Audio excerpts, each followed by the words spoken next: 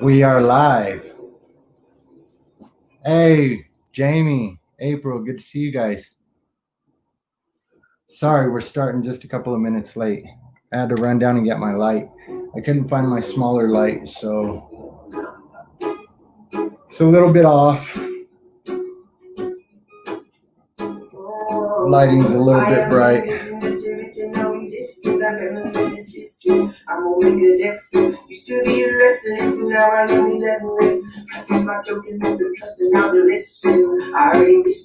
So as always, we're just going to listen to some jams, wait for the chat to fill up.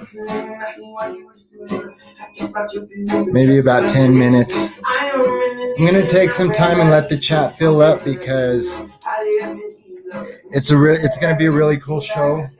And so I want as many people to jump on and jump in and catch as much of this as I can. And so, family, I appreciate you being here. I miss y'all, tribe. I haven't seen you guys or spent any time with you guys here on YouTube for a while. And so, again, enjoy the music. If you haven't taken the opportunity already, thank you for sharing. Hey, Victoria. Good to see you. I'm glad that you guys are sharing the link and tagging people. Again, got a lot of great things to talk about. The time that we're in, influxes of energies coming in, and boy, I've been feeling them. Let me tell you.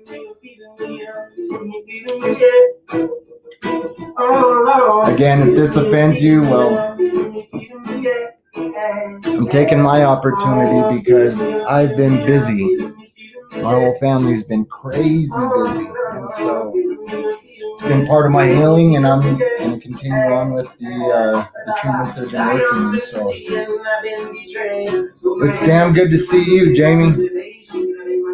I'm glad that you guys are able to jump into the chat.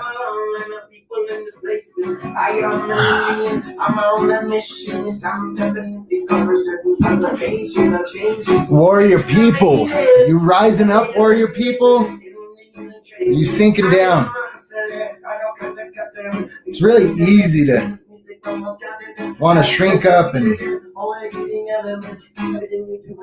turn away from everything that's going on, man, especially with the ridiculousness.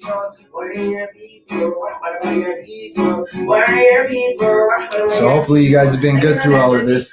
Colorado's good, man, moving south. So I'll be doing a show about that for regarding Project Help and what we got planned.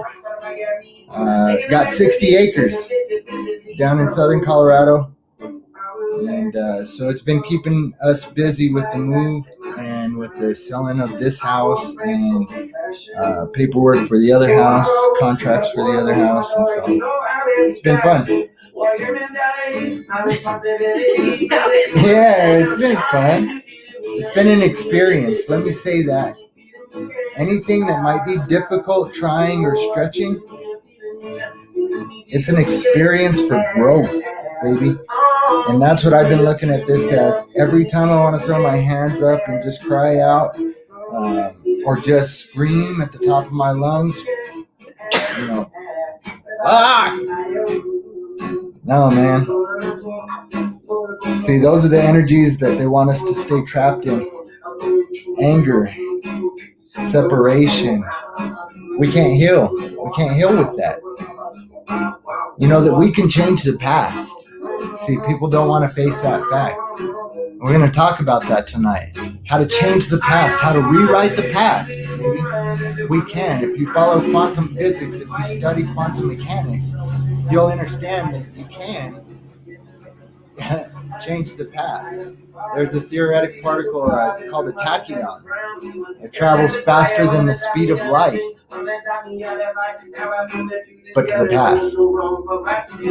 And so if we're beings of light and we're shining our light into this realm, and any of those are at the same vibratory frequency, the resonant frequency, as those tachyon particles, whatever we're resonating is going back in time.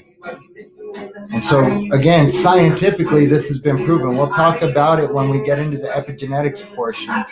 And also regarding, I've got 2 articles regarding some amazing experiments that have been done. I've spoken about them before, but I'm going to read through both of these entire articles. And so it's going to be a long show. Well, thank you, Jamie. Yeah, it's beautiful out here, Victoria. Victoria says, I miss Colorado. And it is. It's beautiful. It's beautiful out here. I can't wait to get down. We got a river running through the middle of our 60 acres, and so I'm really excited about it. It's very fertile land. It's 6,000 plus. I think it's 7,000 feet above sea level, and so we're really sitting in a good position. And I'm really, really excited about it. And so we're just going to listen to a couple of more songs. We've been going for a few minutes now, 6 minutes. And so usually we start about 10 or 15 minutes after the live starts. Again, I just like for the chat to fill up. And right now we've got 3 eyeballs. And again, I'm just excited to be here and spend some time with you guys, whether you're watching on the live stream or whether you're watching the replay.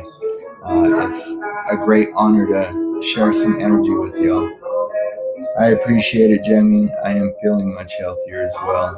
It's been a battle. It's been up and down, back and forth.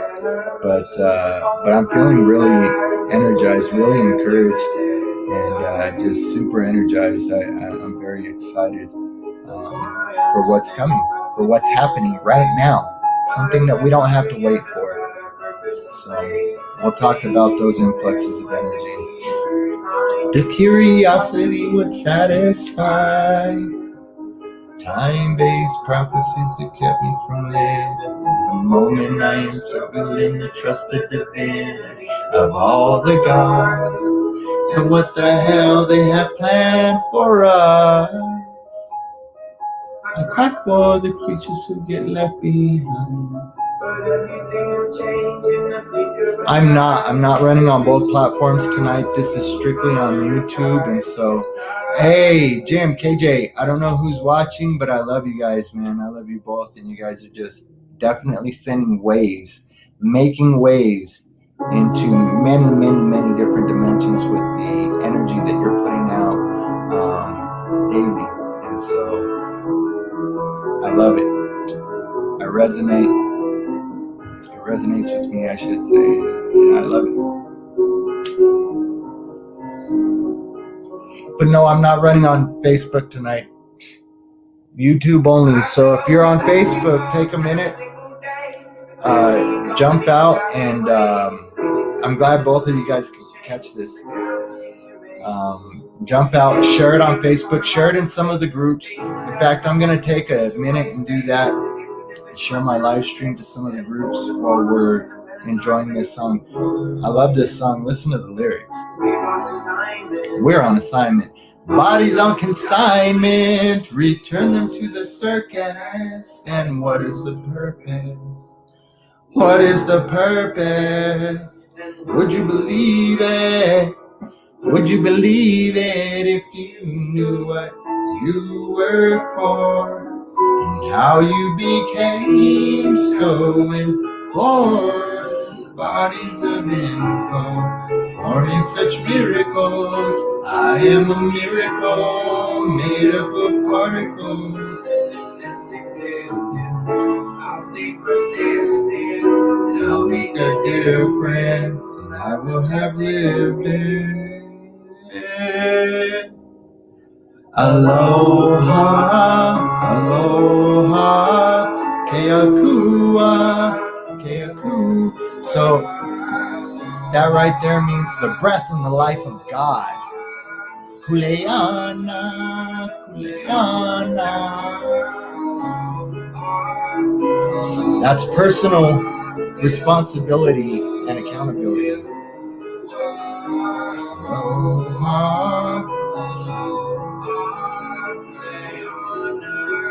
Kuleana.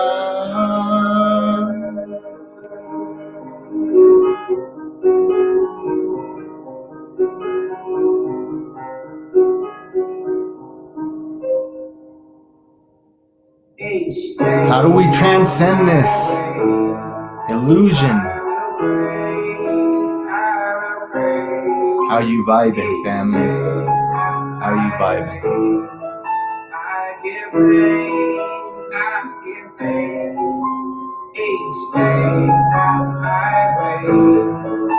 I will praise. Do that every day. Wake up and praise with gratitude, man. We change reality when we do that. We change reality when we do that. And I know it's hard with all the poison that's out there, poisoning the minds, broadcasting these spells, man, these curses. I am capable. I am powerful. You're powerful too, family. I hope you understand how powerful you are. Understand how powerful you are. You're extremely powerful.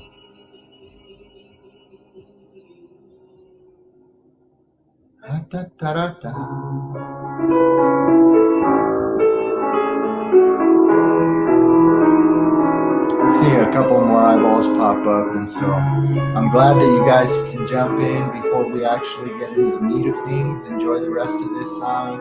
I'm excited. I want to start once we have 8 to 10 people in. Right now we got 5 people watching, and so follow where you lead the streets of nature and changing management. And there are various ways to conquer this monotonous metropolis. Talking shit on my way. And I'm taking names. I'm not a leader, just a preacher seeking features of a teacher. Whether you follow, whether you read, all of these figures.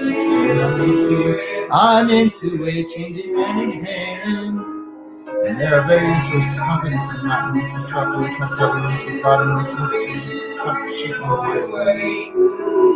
And I'm taking names. And there are various ways to conquer this monotonous metropolis. My stubbornness is bottomless, my fearlessness, talking shit and I'm wide awake. And I'm taking names. Do you speak to me like you speak to God? All of the love and understanding between the Father and the Son. You believe in the perfectness of where you are. Solidarity is telling me to patiently be living around the planet in a hurry. Gotta wake up the people, time to stand up and say we know what we are for and how we became so informed, bodies of info, forming such miracles. I am a miracle made up of particles, and in this existence I'll stay persistent. I'll make a difference, and I will have lived it.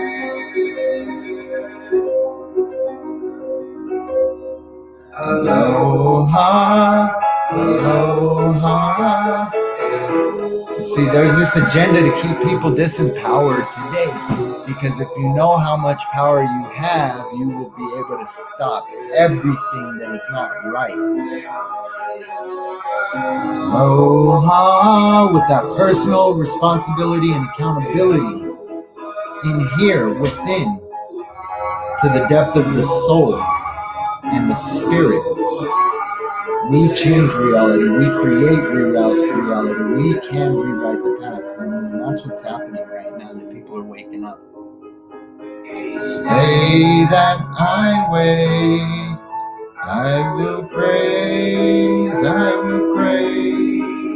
each day that I wait, I give thanks,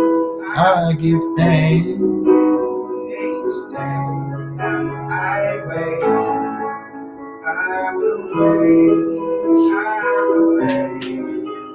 each day that I wait, I give thanks.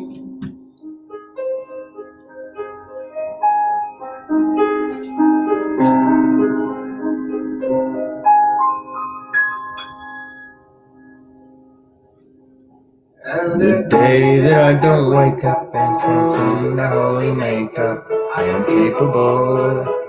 I I am powerful. The day that I don't wake up and transcend the holy makeup. I am on my way to a different place. Hey. All right, we're up to 7, family. We got one more eyeball in here. We'll go ahead and get started. I've shared to several groups. That's what I've been looking down doing. I don't mean to be rude, but I do want to get the word out there. And so let me jump over here into my research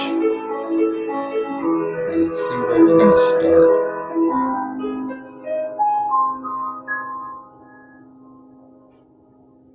Aloha, aloha, keakua, keakua, aloha, aloha, kuleana, aloha, aloha, keakua,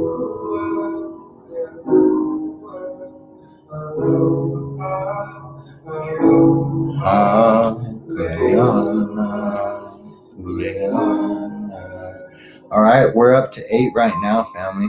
Robert Francis, I love you, brother. It's good to see you, man. I haven't been on in a while, and so I know a lot of you have been wondering and reaching out on various videos, commenting and whatnot. And so I'm just, again, glad that you guys could be here. Lawbreaker, schemer, tax dodger. All right. Yeah. All right. So I guess we had a commercial there. But we are going to turn this down a little bit.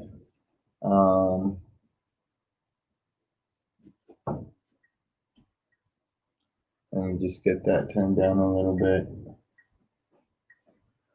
I might still leave it on in the background. Hopefully it doesn't bother you too much. Actually, I'll probably turn it off. Let me get into this.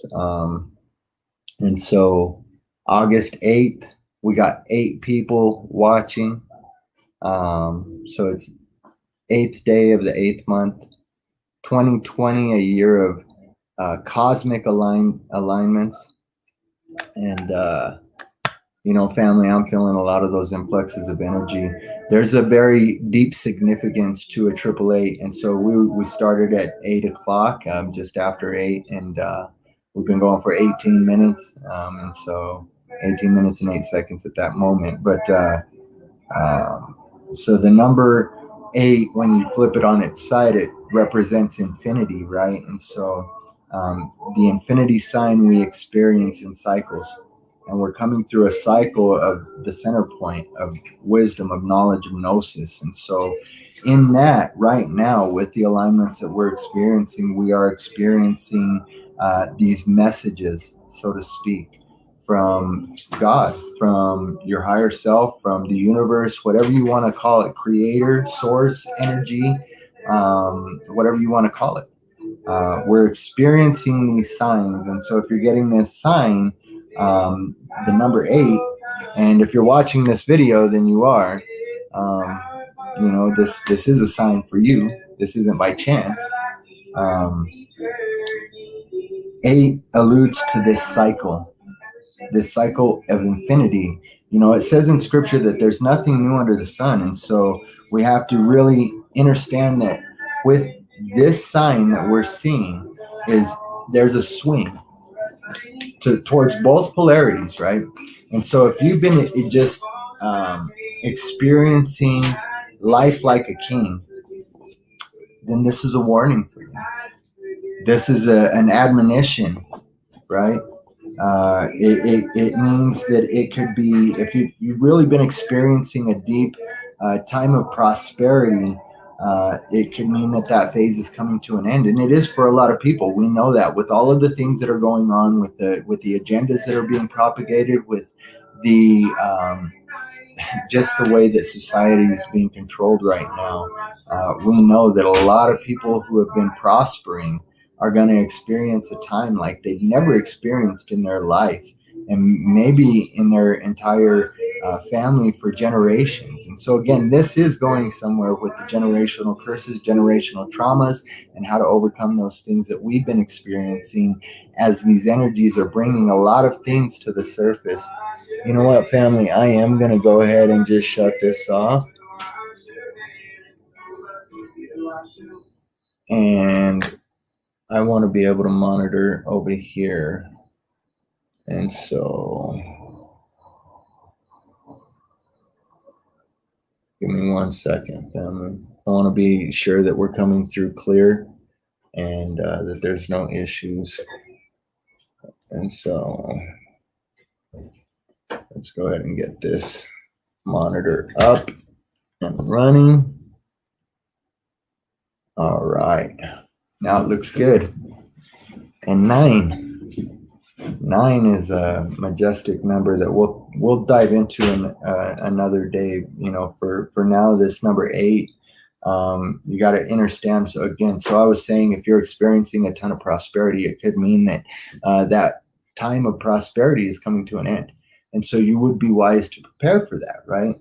But on the flip, if you've been applying yourself, if you've been working hard, if you've been seeing, you know, so many people skate by and it seems like the sweat of your brow goes unnoticed or unrewarded.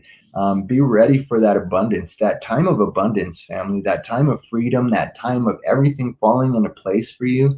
You see, the agenda right now is to keep everybody in fear, and there's a very specific reason for that. What it does to our bodies genetically on a cellular level.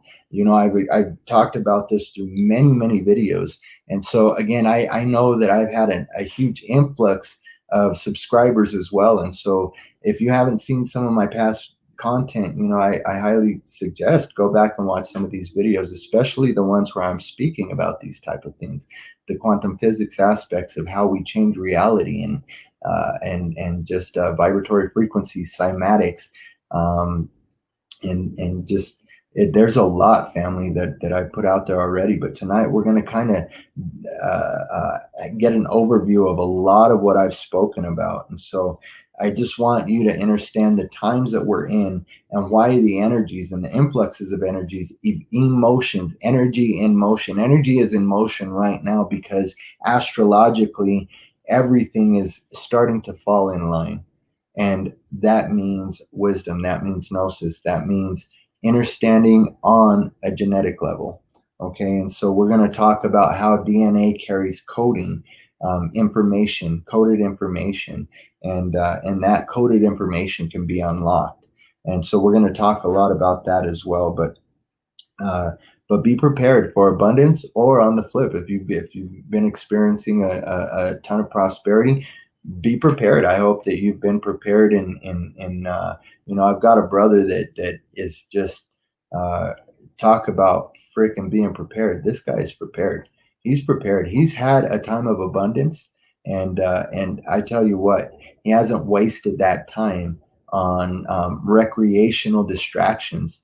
He's literally buckled down, and he's prepared for him and his wife a place not only to bug in the city, in their home in the city. That place is definitely good for at least 6 months.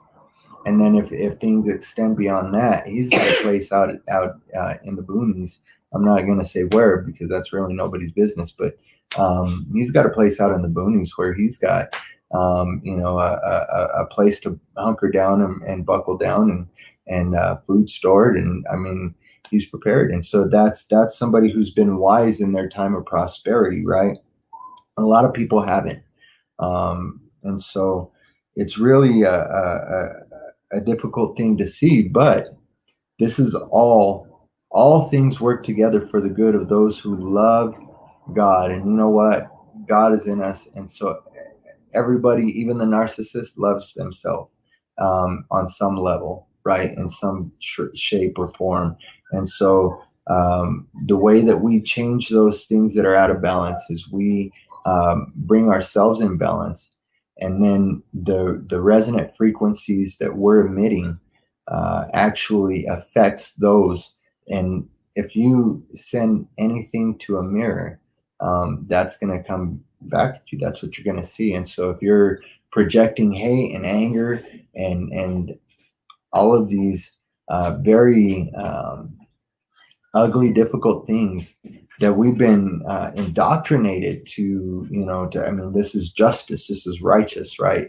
But there's a lot of ugly things. Even I've seen a meme recently that said it was a little boy holding a gun crying, and it says, when your parents embrace communism, and you know what you got to do. And so, like, there's programming going on to instill in the minds of children that they're going to have to kill their parents for over ideologies or even opinions. And so it's very deep, the type of programming that's going on right now. It's very deep, family. It is on a subconscious level, and it's neurologically reprogramming people. And so even the nervous system, even reactions. And so you've seen me talk about in the past technologies that can, through resonant frequencies, can control people on a cellular level, not only trigger them mentally and emotionally, but they can literally specific frequencies and waveforms can take the human cell and spin it around, make it oscillate, make it zigzag. And it's a trip, because if they can do that with an individual cell, they can do that with your entire body. And I've even spoken with a brother that was a targeted individual that experienced a locking down of his body and a moving around of his body against his will. And so, I think that it's a lot to talk about. It's a lot to think about. But I want to talk about these influxes of energy right now. Astrologically, this is referred to as the 8/8 Lionsgate Portal Activation 2020, right? And so integrating the light, the biophotonic light, the cosmic energies that awaken the codes in our DNA. This gateway is part of that. And that's why, I mean, I've even experienced some things recently that I know that it's propagated through the way that people make choices in this time that we're in. Can definitely throw you off. Hey, Debbie Bell, good to see you back in the chat. And I haven't seen you for a while. I haven't been on for a while, though. And so it's very good to see you. And I'm glad that you were able to catch the live stream live. And so it's just a different type of energy, I believe, than watching the replay. Even though, I mean, there's again, these codes of awakening can be prompted when hearing something, even on a replay, even if it's a little bit older. And so I'm excited. I am going to throw this comment up there as I talk about this Lionsgate portal and the activation, so again, the 8th month, the 8th day, there's usually a cosmic alignment referred to as the Lion's Gate.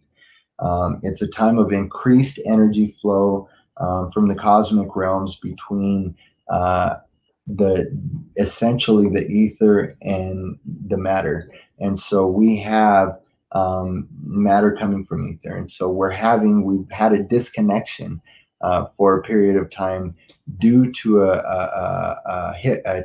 basically a hypnosis, a form of hypnosis, a type of sorcery that's been perpetrated on humanity. And so I think that his plan is beautiful, and there isn't anything that we should be fearing. It's an amazing time. And so this gate has a lot of ties to ancient Egypt. For thousands of years, it's been observed, it's been honored, and recognized as a great energetic influx and activation of DNA coding. And so this gateway is marked by an alignment between the Earth and the star Sirius. As the star Sirius rises in the sky, Orion's belt directly aligns with the Pyramid of Giza and forms our perspective on Earth, or from our perspective on Earth, I should say. It appears that the star Sirius is closer. It's twice the size. Check this out. The star Sirius is twice the size of the sun, 26 times brighter. And it's a Sirius. Sirius is Sirius, baby. It's a Sirius source of spiritual light on the inner planes. And so this is that etheric dance of biophotonic light, cosmic energy that's coming in waves and interacting, crashing into. That's really what, when we see these the analogies of the meteor coming and crashing down into the earth, that's really what's happening, is these waves of energy coming in and blasting away, breaking away all of these strongholds, all of these things that tie us down, these ties. Again, they're subconscious programs that lock us down into this creating the reality that's projected out there. And so as we have these influxes of energy, we have an influx of abundance. And this is kind of weird. I'm trying this out for the first time. This seat that I'm sitting in is really low. And so let me just try and put something here so it'll hold this up a little better. And I'm not so low. It looks like I'm hiding behind the comments. Maybe I should just do the show from back here under the comments.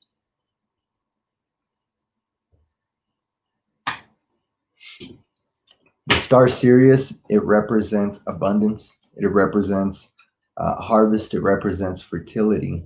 And this alignment is called the Lion's Gate, or the Lion's Gateway, because it occurs when the sun is in the astrological sign of Leo, the lion, obviously.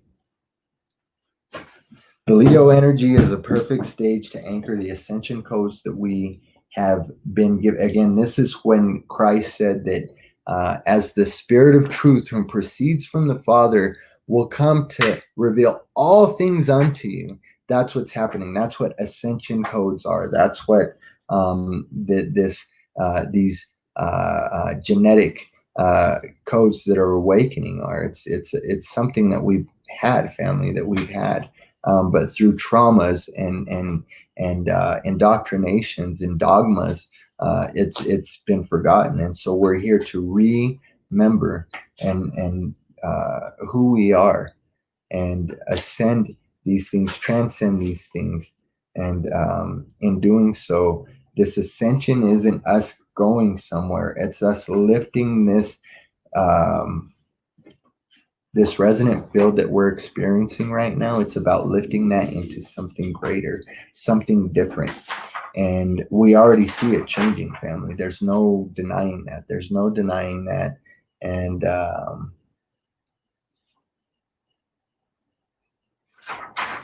sorry, family. If I'm a little off, it's been because we haven't done a live stream for a long time. It's been months. At least a couple of months. And so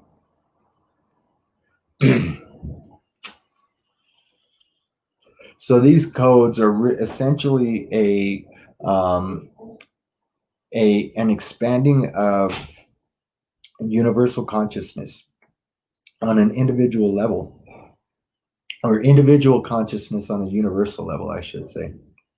Got that backwards.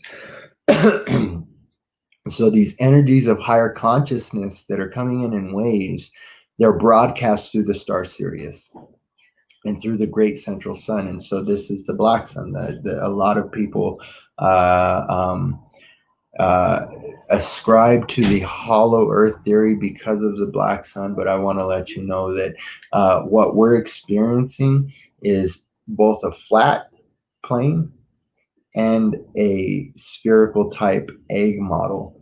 And it goes beyond what our minds can fathom. Again, when you start breaking down quantum physics, and vibratory frequencies, you start to see how these waves, waveforms essentially, can create a holographic illusion of that which is inside being projected outwardly. And so that's for another show. I'm getting a little off topic. When this alignment happens, this intense surge of light that just, again, just blasts the old paradigms and the old the shackles of the old indoctrinations and dogmas that we've been literally under the pressure and control of for centuries. It awakens the DNA. It activates the human energy field, right? It transmits high vibrational frequencies and codes that not only affect you, but affect everybody around you as you start to experience this shifting of consciousness. It will affect those around you. Some it affects very, very negatively. And that's where you see that Christ said, I didn't come to bring peace, but I came to bring a sword to set a mother against her daughter and his father against his son. And so, part of that is he didn't say that, and a lot of people misinterpret that if you follow me, you have to hate your father and your mother. What that is that all of the things that our parents were fooled into believing, that they were literally indoctrinated into believing since birth by their parents and their parents from their parents, and however many generations back, we've been experiencing this history and this reality that's been, again, a lot of it's been propagated, family. If you study the mud floods, if you study a lot of the hidden history that is out there, and I'm sure that the people that are in power are scrambling every day to try and do away with. And some of it doesn't get it done away with, family. These informational books, these things are thick, huge, and they get passed down and handed down throughout these bloodlines. And so they don't want to destroy all of this knowledge, all of this gnosis, because this is what they thrive off of. This is how they stay on top and keep their foot on the throat of humanity. And so oftentimes you can find one slip out into the public market. And a lot of these things you can also find archived at like Oxford and Princeton universities. And so I'll try to get some links up to some of this esoteric knowledge and wisdom, and even this the history that's been covered up and rewritten. And so let me see, where was I at? So Sirius is oftentimes called the spiritual sun, right? And when it comes into alignment in the way that it has, there are certain levels of opportunity for progression, which people would call activation, right? On this path of ascension. And this ascension, again, you're not going somewhere. You're bringing that field around you. And so again, how are you vibing, family? How are you vibing? The Lion's Gateway energy is about just awakening that divine light, and it's got to be a balance, family. I see this completely out of balance worship of the divine feminine in this, like, because of the patriarchal rule.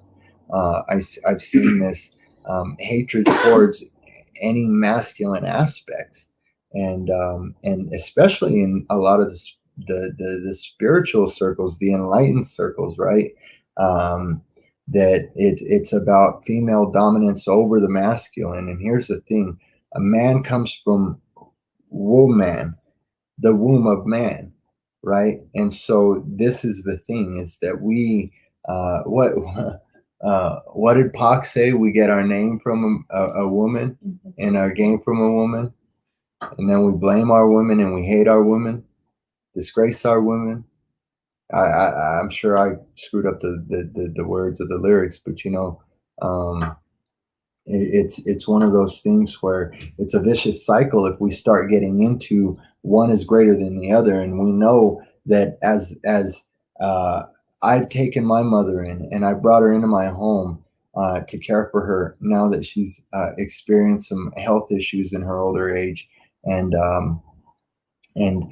this is one thing that we need to understand regarding the masculine aspect, that divine masculine, that sacred masculine, and that divine feminine. And that divine feminine birthed all things, right? We came from a womb, and we're in a womb right now, ready to be birthed out again. Another great birthing, another great age of wisdom and enlightenment. And so as that progresses, the child becomes the parent, and the parent becomes the grandparent. And as such happens, as I became the parent, I raised my children to take care of their elders. And so as we do that, as we've been birthed from the mother, we pay homage to the mother by caring for her, but never forgetting that the wisdom of the matriarch can never be overlooked or shunned or shut down or shut up, because the child has learned something new, because that child has become a full-grown adult, right? And has come into their own and has their own wisdom and their own knowledge and this light that's just pouring into them. You see, there's so much more wisdom from that which has gone before us. And so we have to realize that we're all experiencing this energy, whether we realize it or not. We're all experiencing that feminine energy, the mother, being brought back to remembrance, that creation power. And as that's being brought back into remembrance, we are having our reality shattered. Many people are having their reality shattered. It takes a great deal of stepping back, of going into a time of meditation, of seeking, of going within, going in that prayer closet, going into the temple, right? Your body is the temple of God. The temple houses the seat of God. And so when we start to dive deep like that, we realize that this time of many people are calling it a time of jubilee, this time of freedom, this time of power, this time of abundance, this time of awakening, this time of higher living. It's available for each and every one of us. It's here now, family, and many are missing it because of the circumstantial bullshit that's going on in their lives. And I'm telling you that I battle this on a daily, with especially with the move 5.5 hours away and all of the things that we've been tasked with closing out and handling, and just buttoning up affairs after caring for my in-laws through both of their deaths. And so, I mean, all of these circumstantial things, man, can throw a motherfucker off. Like, I don't care how spiritual you are. I don't care how strong you are. It can throw you off, family. And I'm here to tell you, balance out. Go within. Don't let it throw you off. Don't let any of these things move you from that place that you've fought, that you've climbed, that you've worked so hard to reach. So many of you already have received the crown, and y'all ain't even know it yet. You've received that crown of life. You've received that crown of abundance. You've received that royal crown. And you're allowing somebody to steal it from you. You know what, family? Sometimes we take that crown off and we throw it on the ground and we trample it because of the choices we make due to the circumstantial bullshit that can overwhelm us. And so make no mistake about it, that's part of the agenda. And what you're seeing in the world today is people, there's an attempt to overwhelm people, to cause them to be anxious, to force them into a place of fear and anxiety, of not knowing, of disempowerment. And so as we go into these things, deeper into these things tonight, you're going to have a lot of keys handed to you that unlock a lot of these codes, that will connect a lot of these dots, that will help you to see this image, right? And as you see this image and you connect more dots and you see another image, and then you see an image forming back there, you start to see the whole picture, family. The father, the mother have given the child the power. As a child, Robert Francis, as a child, come as a child. Because as you learn as a child, you mature into the image of the father and the mother. And you see the agenda in separating the house. The house divided cannot stand, family. If a child can't see both aspects of a father and a mother doing the tasks that they were meant to do, in teaching their children how to go within, balance out their own shit, bring everything back with that breath of God, that life of God that we have been given, down to personal responsibility and accountability. And when each and every one of us start doing that, we will see an entirely different reality, a new realm, a new heaven and a new earth. Because right now, heaven is spread out all over the earth, and men do not see it. They can't. Again, why? Because of the circumstantial bullshit, the 9 to 5, the stresses of every single responsibility that you've been weighted down with unnecessarily through this entire system of usury and slavery. No, family.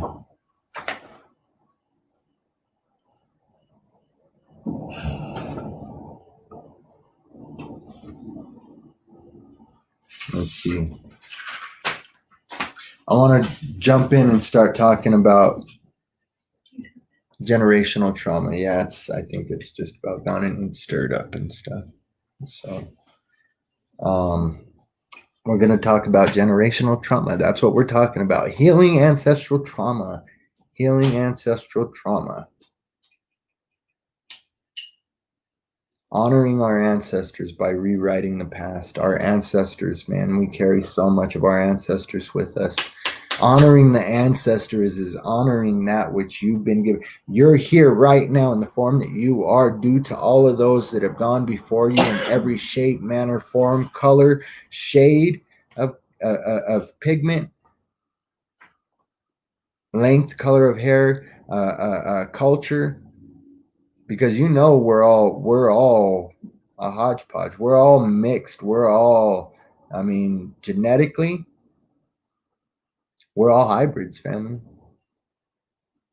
We're all hybrids. So when you start understanding that, we see this division based on a tone of pigmentation. And it's just so out there, man. It's so out there. Because the same genetic issues that one is carrying, the other one is experiencing as well. It doesn't matter on what spectrum of that pigmentation shade chart you are. We're all experiencing the same things, family. We are all the same things. And I know that there's a lot of separation regarding aliens and different types of aliens and different, those things. I'm not saying that your realities ain't your realities, family, especially if you experience those things. But we experience those things as fractalizations of self, and we further fractalize ourselves so that we can push ourselves on this journey further up, zigzagging up that nerve, the vagus nerve, the shushma. We want to get that holy secretion. And through that, we experience these enlightenment.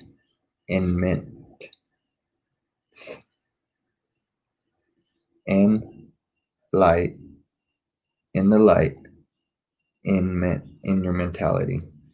And so these things spark. Again, scientifically, it's explained as neural synapses is firing off, right? You get a new neural synapses. That's a new highway, a new connection between two little buds, two little neural buds that have a little electrical firing happening in between them. And it's a flash of biophotonic light, like the Big Bang, right?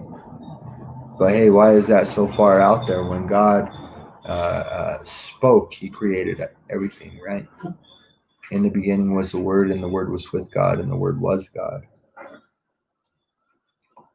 In the beginning, God said, let there be light, and it was good.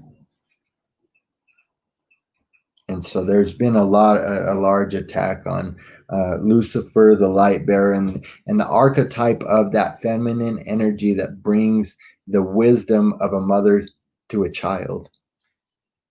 And that's coming to an end right now, family. And so I'm going to go over this article on Science Alert, and I will put the link up to this article. Scientists have observed epigenetic memories being passed down for 14 generations. All right. So the most important set of genetic instructions we all get comes from our DNA, family. It's passed down through generations, but the environment we live in can make genetic changes too. Resonant frequencies. And what a lot of us are experiencing right now is a thing called sympathetic resonance. Okay. And so even when we're aware of specific things and how this whole thing works, when we're around, you have to guard your energy and guard your heart, family. Because from it, that's where the abundance of all of a man is. That's where it flows from. And so you got to guard it. You got to guard it, and you got to be aware. Be aware of the energy that you're allowing in your space. Last year, researchers discovered, and this article was done a couple of years ago. So in 2017, researchers discovered that these kind of environmental genetic changes can be passed down for a whopping 14 generations in an animal. The largest span ever observed in a creature, in this case being a dynasty of C. elegans nematodes, or otherwise known in layman's terms as roundworms. So to study how long the environment can leave a mark on genetic expression, a team led by scientists from the European Molecular Biology Organization, or EMBO, in Spain, took genetically engineered nematode worms that carry a transgene for a fluorescent protein. When activated, this gene made the worms glow under ultraviolet light. Then they switched things up for the nematodes by changing the temperature of their containers. When the team kept nematodes at 20 degrees Celsius, 68 degrees Fahrenheit, they measured low activity of the transgene, which meant the worms hardly glowed at all. But by moving the worms to a warmer climate of 25 degrees Celsius or 77 degrees Fahrenheit, they suddenly lit up like wormy Christmas trees, which meant the fluorescence gene had become much more active. So I just want to pause right there and just throw this little term out: genetic suppression. Okay. Just again, throw some gems out for you to start researching some of these things for yourself and understand that our genetics can be suppressed, family. It's not new technology. It's not anything. There's nothing new under the sun. And so their tropical vacation didn't last long. However, the worms were moved back to cooler temperatures to see what would happen to the activity of the fluorescence gene. Surprisingly, they continued to grow brightly suggesting they weren't retaining an environmental memory of the warmer, or they were retaining an environmental memory of the warmer climate, and that the transgene was still highly active. And so, as these waves of energy, again, and it is a goddess energy, and this is in each and every one of us, right? Because if you guys have been following my channel, especially any of the shows I've done regarding metaphysical aspects of our human biology, like uh, we really can change a lot of things. Sorry, I'm looking at this paper as I'm uh, trying to discuss this. Environmental memory transgene was still highly active. So what we're experiencing now with this energy is something that we've had, just like these roundworms. They had this fluorescence gene in them. And even though they were in this cold climate, you can think about this old Earth, this experience that we've been experiencing for, I don't know how many resets there's been. Again, research mud flood, the Tartarian mud flood. That was supposedly only a few hundred years ago, or maybe a 1,000 years ago, was another great reset. But they're smaller resets, smaller cataclysm, catastrophes. Um, um, and so research that stuff. It's really interesting. It's all of the people over 30 wiped out, killed, the land flooded and covered by mud, and the children taken and shipped all over the world and the country, especially the most recent one, all over the country of the United States by train, to re-educate them and reprogram them. And so that's a little off topic, but as we experience these things, everything that was in us that we've carried into our genetics from our ancestors, those thousands of years back. And by the way, family, when you're hearing certain things, there's two things.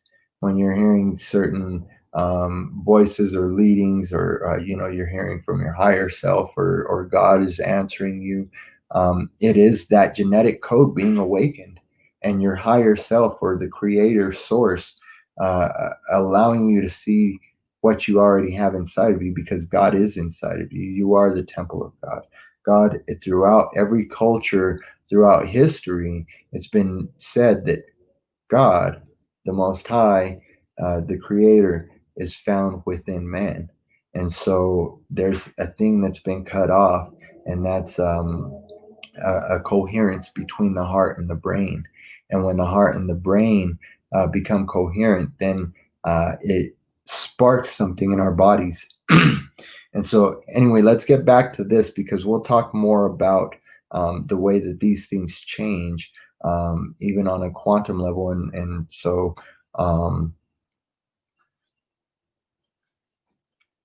let's see where I was at. Furthermore, that memory was passed on to their offspring for 7 brightly glowing generations, none of whom have experienced the warmer temperatures. So even 7 generations after remaining in that colder temperature, they still retain that fluorescence gene that was sparked by experiencing that warm environment. And then once they were moved back into the cold environment, it passed on for 7 generations. The baby worms inherited this epigenetic change through both eggs and sperm. And so this is, again, the creation process. It's like the Ouroboros. And it's the snake swallowing its own tail. It's a cycle. It's a cycle, whether you put it in the figure 8 infinity symbol, or in the circle. It's all cyclical. And so let me see where it was at. And so it is through both the eggs and the sperm. And you have to have a balance between the masculine and the feminine aspects inside of you.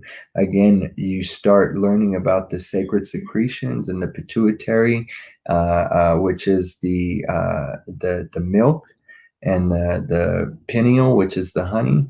The male aspect, the electrical charge. The feminine is the pituitary, the milk.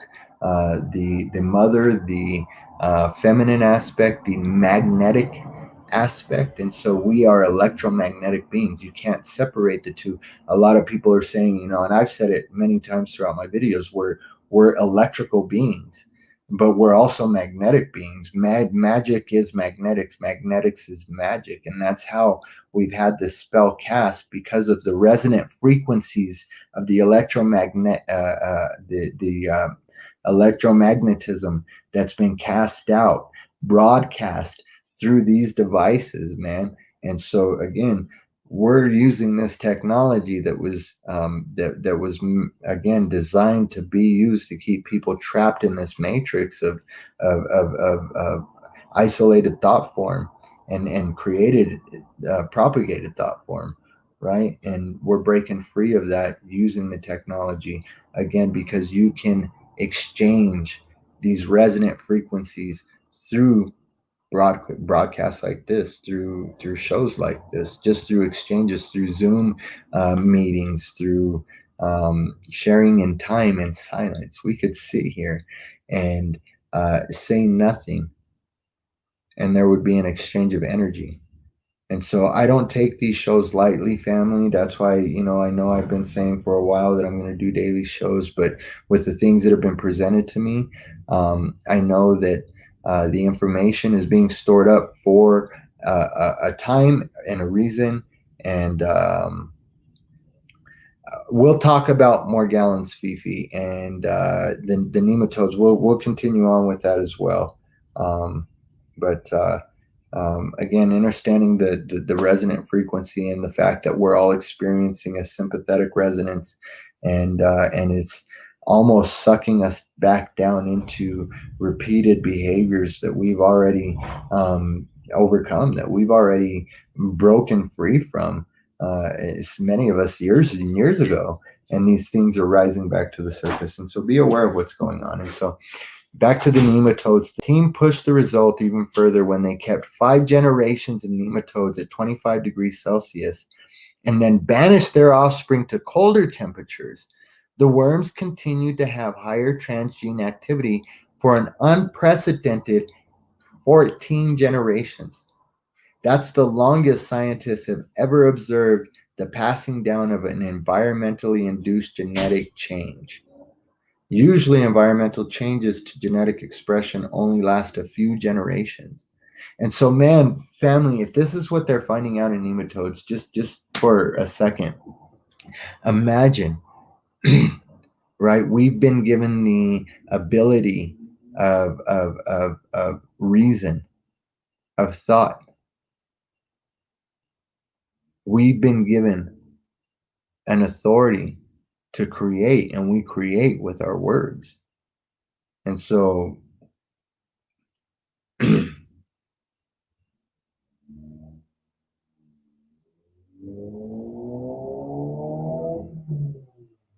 me just continue on in this, because even if this is going to be a long one, I don't want to make it unnecessarily long. And so what I was about to start talking about will be covered in one of the later articles that I'm reading about. And so we'll just wait until we get to that point. I don't want to get ahead of myself. We don't know exactly why this happens, but it might be a form of biological forward planning, said one team. Adam Closen from EMBO and Pampua Fabra University in Spain. Worms are very short-lived, so perhaps they are transmitting memories of past conditions to help their descendants. Sorry, guys, I got to plug in. To help their descendants predict what their environment might be like in the future, added co-researcher Tanya Vivori from the Joseph Carreras Leukemia Research Institute in Spain. There's a reason why scientists turn to C. elegans as a model organism. After all, those 14 generations would only take roughly 50 days to develop, but can still give us important clues on how environmental genetic change is passed down in other animals, including humans. There are many examples of this phenomena in worms and mice, but the study of environmental epigenetic inheritance in humans is a hotly debated topic, and there's still a lot we don't know. But see, that's the story, man. A lot we don't know. We know it. We know it, and we're unlocking it, family. Inherited effects in humans are difficult to measure due to the long generation times and difficulty with accurate record keeping, stated one recent review of epigenetic inheritance. But some research suggests that events in our lives, check this out, events in our lives can indeed affect the development of our children and perhaps even grandchildren, all without changing the DNA. For example, studies have shown that both the children and grandchildren of women who survived the Dutch famine of 1944 through 1945, were found to have increased glucose intolerance in adulthood. Other researchers have found that the descendants of Holocaust survivors have lower levels of the hormone cortisol. And again, I've talked in many of my videos how there's a spike in the production of cortisol in people because of the agendas that are being propagated right now through the mainstream media. And even in the truth communities, man, the coming disaster is that this whole paradigm and its usury system and this sigil, this form of necromancy magic, of sigil sorcery, family, is going to be done away with. And we're going to learn how to create an abundance, and that death shall be no more, family. And so don't get caught up in the fear, in the propagated fear in the truth community or in the mainstream media, any of that shit, man. You got to step away and know thyself. Go within and know these truths. And when you see these things, when you know these things, don't let somebody else shut that off. Reset a predispositional program that's already been in place since who knows how long, since you were 3, 4, 5, maybe that came through a TV program or something that you heard in school.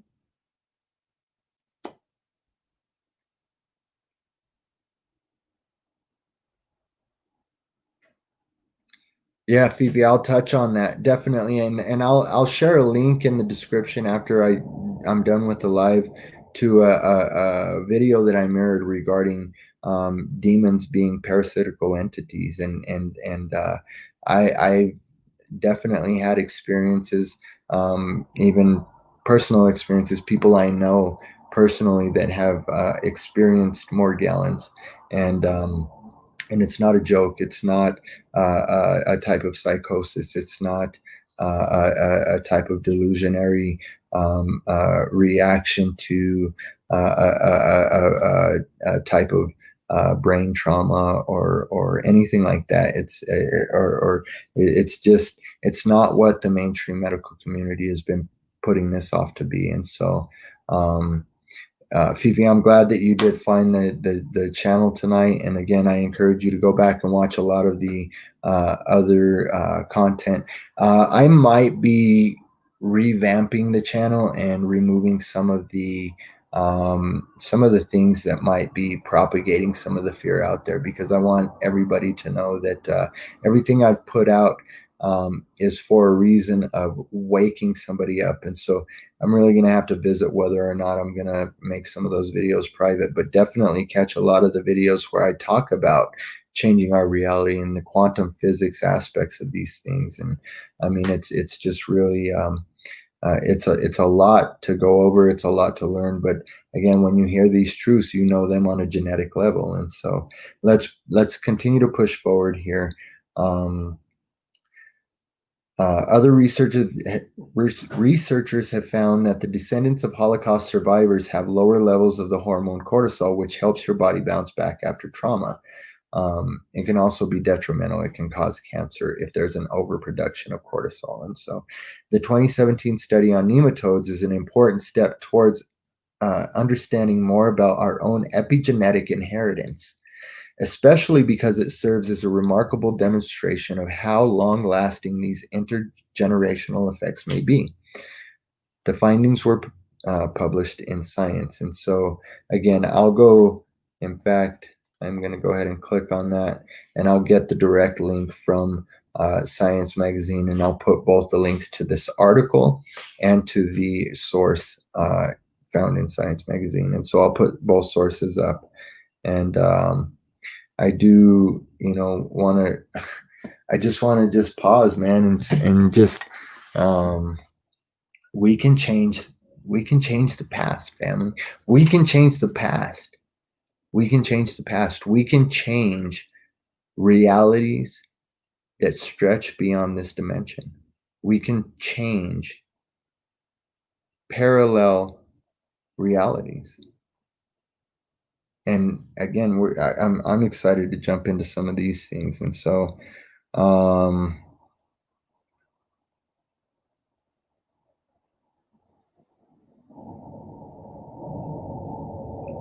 we're going to go over some things regarding changing the past, tips for changing the past. But first, I want to go over this article. And this is an article I had spoken about in a video probably 8 to 10 months ago, maybe close to a year ago. And, I just want to revisit this for this episode because I've mentioned it in previous episodes regarding in this series of healing generational or healing ancestral trauma. And so I just want to go over the article word for word and just share these experiments that have done regarding how our emotional state physically shapes reality. And we really can change reality. And so I agree, Robert. Rest in love and then stand and walk with faith and love. There's a story about Daniel and his servants, his team, Radshak, Meshach, and Abednego, and so there was a law put into an edict that was put in place that everybody had to bow down and praise.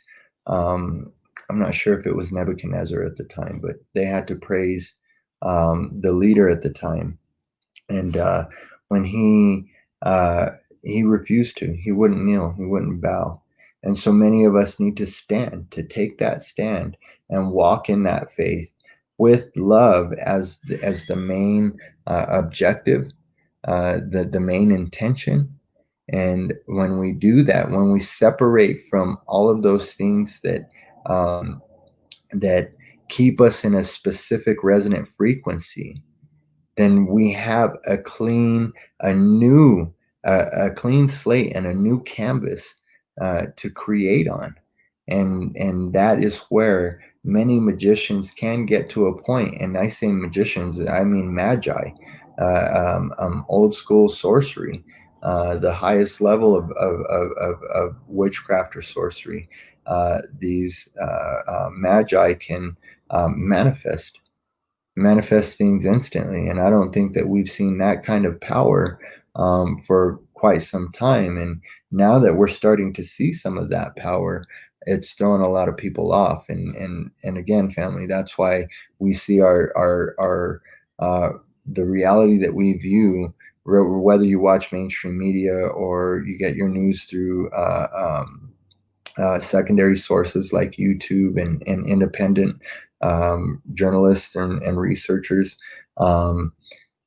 we can still just get thrown so far off of what direction things are actually headed in, because we get caught moment by moment in the past shift and what happened then and what happened then and what happened then, and then we get locked into that resonant frequency and we forget. We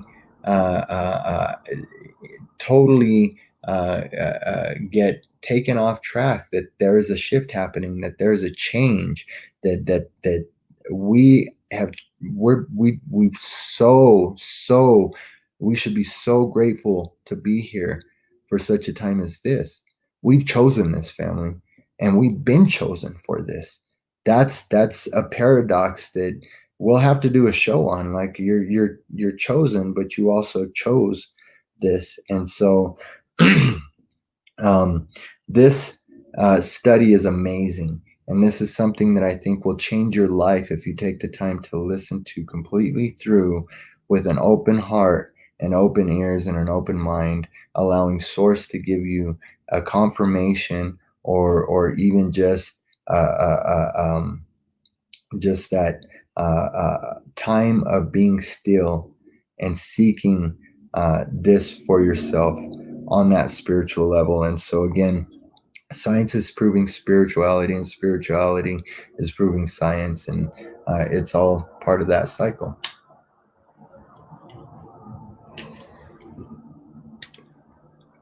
And so 3 different studies, family. Get ready for this. 3 different studies. 3 different studies were done by different teams of scientists, and they proved something extremely extraordinary. But when a new research connected these 3 discoveries, something very shocking was realized, something hidden in plain sight. Check this out. Human emotion. Again, emotion, energy in motion. What kind of energy is being put into motion in your life, not only by the outward circumstances, but by the way that we react or respond, or the space that we allow those circumstances into our heart space. Human emotion literally shapes the world around us, not just our perception of the world, but reality itself.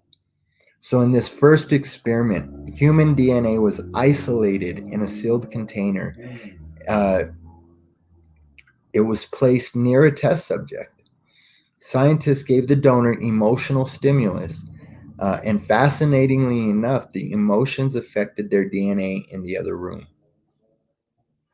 In the presence of negative emotions, the DNA tightened up, right? It sucked up, it coiled up, it tightened up. In the presence of positive emotions, the coils of the DNA relaxed and loosened up. And so the scientists concluded in this first study that human emotion produces effects which defy conventional laws of physics. And so this is where we get into that point of quantum physics. In the second, but similar, or it's a second and very similar but unrelated experiment, a different group of scientists extracted leukocytes, white blood cells, from donors and placed into chambers so they could measure the electrical changes. In this experiment, the donor was placed in one room and subjected to emotional stimulation, consisting of video clips, which generated different emotions in the donor. The DNA was placed in a different room in the same building. Both the donor and his DNA were monitored as the donor exhibited emotional peaks or valleys measured by electrical responses again. The DNA exhibited the identical responses at the same exact time. So let me just explain what this means, family. This means that genetics they literally rip a hole in the time-space continuum. Hey, James, man, it's good to see you, brother. I haven't been very active, and so it's really good that you can jump in for the live. And if you've missed any of it, I encourage you, go back and watch a replay of what you did miss, because there's been a lot of information given in this past hour and 18 minutes. And I think like 15 to 18 minutes of it is music. So really, I've tried to jam a lot in as short of amount of time as possible. And so the part about epigenetics and the roundworms will really shed a lot of light on some of the things that you might personally be experiencing. I know a lot of people are experiencing emotionally and spiritually and again, just relationally, man. There's so much going on, and so it's just good to see you in here, brother. And so again, the genetics can tear a hole in the time-space continuum, and so there's no lag time, there's no transmission time. The DNA's peaks and valleys exactly match the peaks and valleys of the donor in time. And so the scientists wanted to see how far away they could separate the donor from his DNA and still get this effect. They stopped testing after they separated the DNA in the donor by 50 miles, and it still had the same result. No lag time, no transmission time. So the DNA in the donor family had the same identical responses in time. And so the conclusion was that the donor and the DNA can communicate beyond space and time. Thanks, brother. I appreciate that. Some days I don't feel so well, but I know that I'm healing, and I know that I am feeling good. I am feeling good. I'm feeling strong. I'm feeling encouraged. Even with the attacks that have come, man, I tell you what, my family has grown in leaps and bounds through all of the trials that we've been experiencing. And so, one could really be in a whole woe is me, pity party type space, I guess. We could just be in that space. But my kids are resilient. My wife is amazing and strong, and they are a large part of keeping me, the strength that I have, and the ability that I have to continue to push forward through these circumstances. It could, I mean, literally, I think without my family, I might be dead or locked up by now. And so, I think that, huh? I said, oh, for sure. Oh yeah, for sure. And so, it's amazing. It's amazing. But check this out. Let's get on to the third experiment. Okay, so that last experiment, right? We communicate genetically beyond space and time. And so this third experiment proves something extremely shocking, man. Scientists, sorry, I need to get some water. I am extremely, thank you, baby. I'm stumbling through some of these words because I'm a little bit dry. It's kind of warm in my house. Thank you. It might get a little loud because we're going to put the AC on and it blows. It's pretty loud. And so check this out. This third experiment proves something extremely shocking. Scientists observed the effect of DNA on our physical world. Light photons. Again, you guys, if you haven't followed me, check out some of the videos. I talk a lot about biophotonic light and the way that photonic light affects our bodies. We actually photosynthesize like plants, and that's why raw fruits and vegetables are so important to the human genetics, to our genetic system. And so in sparking our genetics, awakening these genetic codes. And so light photons, which make up the world around us, were observed inside of a vacuum. Their natural locations were completely random.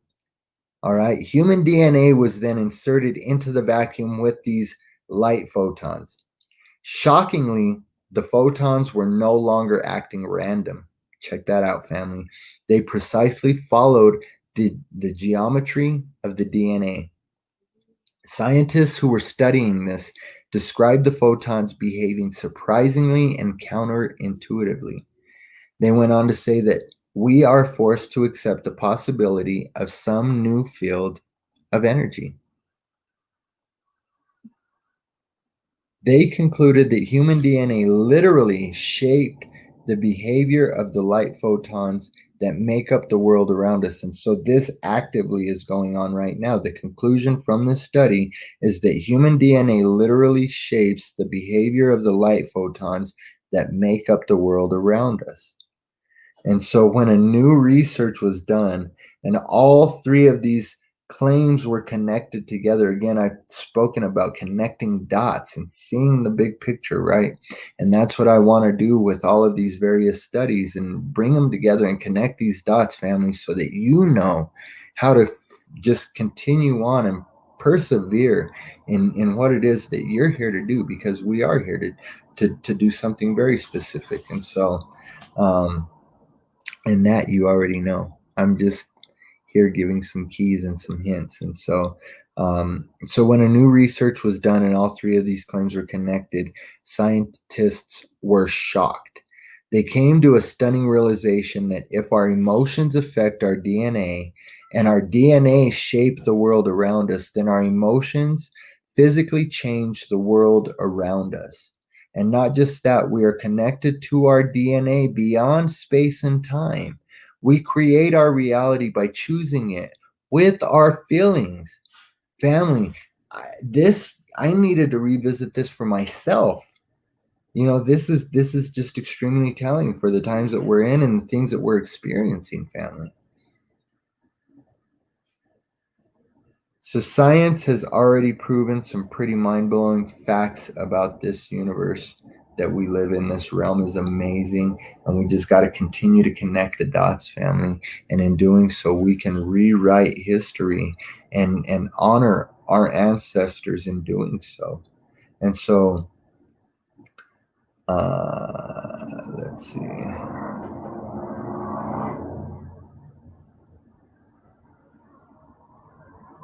Okay, that's not the right one. And so how do we do that? How are we vibing? What frequencies are you experiencing, and are you surrounding yourself with? Sorry guys, I got to move around. I've been sitting forward in this chair. I'm actually going to run and grab a different chair. In fact, you know what? Let me just move this forward. Let me do this. Let me flip this up. Take that off. That's much better. That's much better. And so now I won't have to take off and get a different chair. I'm just hurting from sitting so far forward, and I hope that doesn't affect the microphone too much. Hopefully the audio is still good.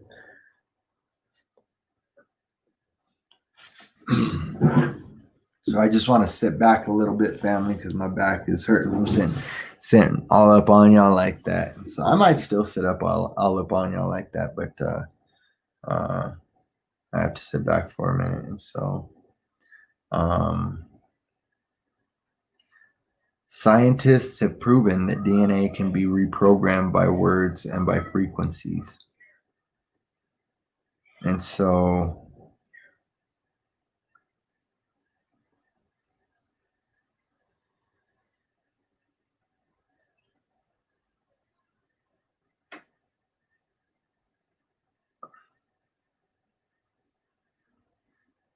let me see. There might be one more.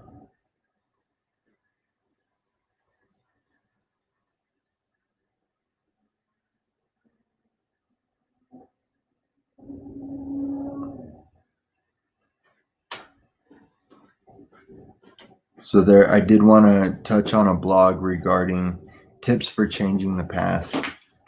And I think that it makes a lot of sense in light of what we've already discussed and what we've already gone over. But let me see this one. I also wanted to read this one. Some information taken from a German book. I'm going to butcher this. Vernetzi Intelligenz. Oh, thank you. Yeah. Give me 1 second, family. I'm going to close this window. Oh, so you could put it in the window. Oh, So it's off the floor. did you want the curtain? Yeah, maybe so.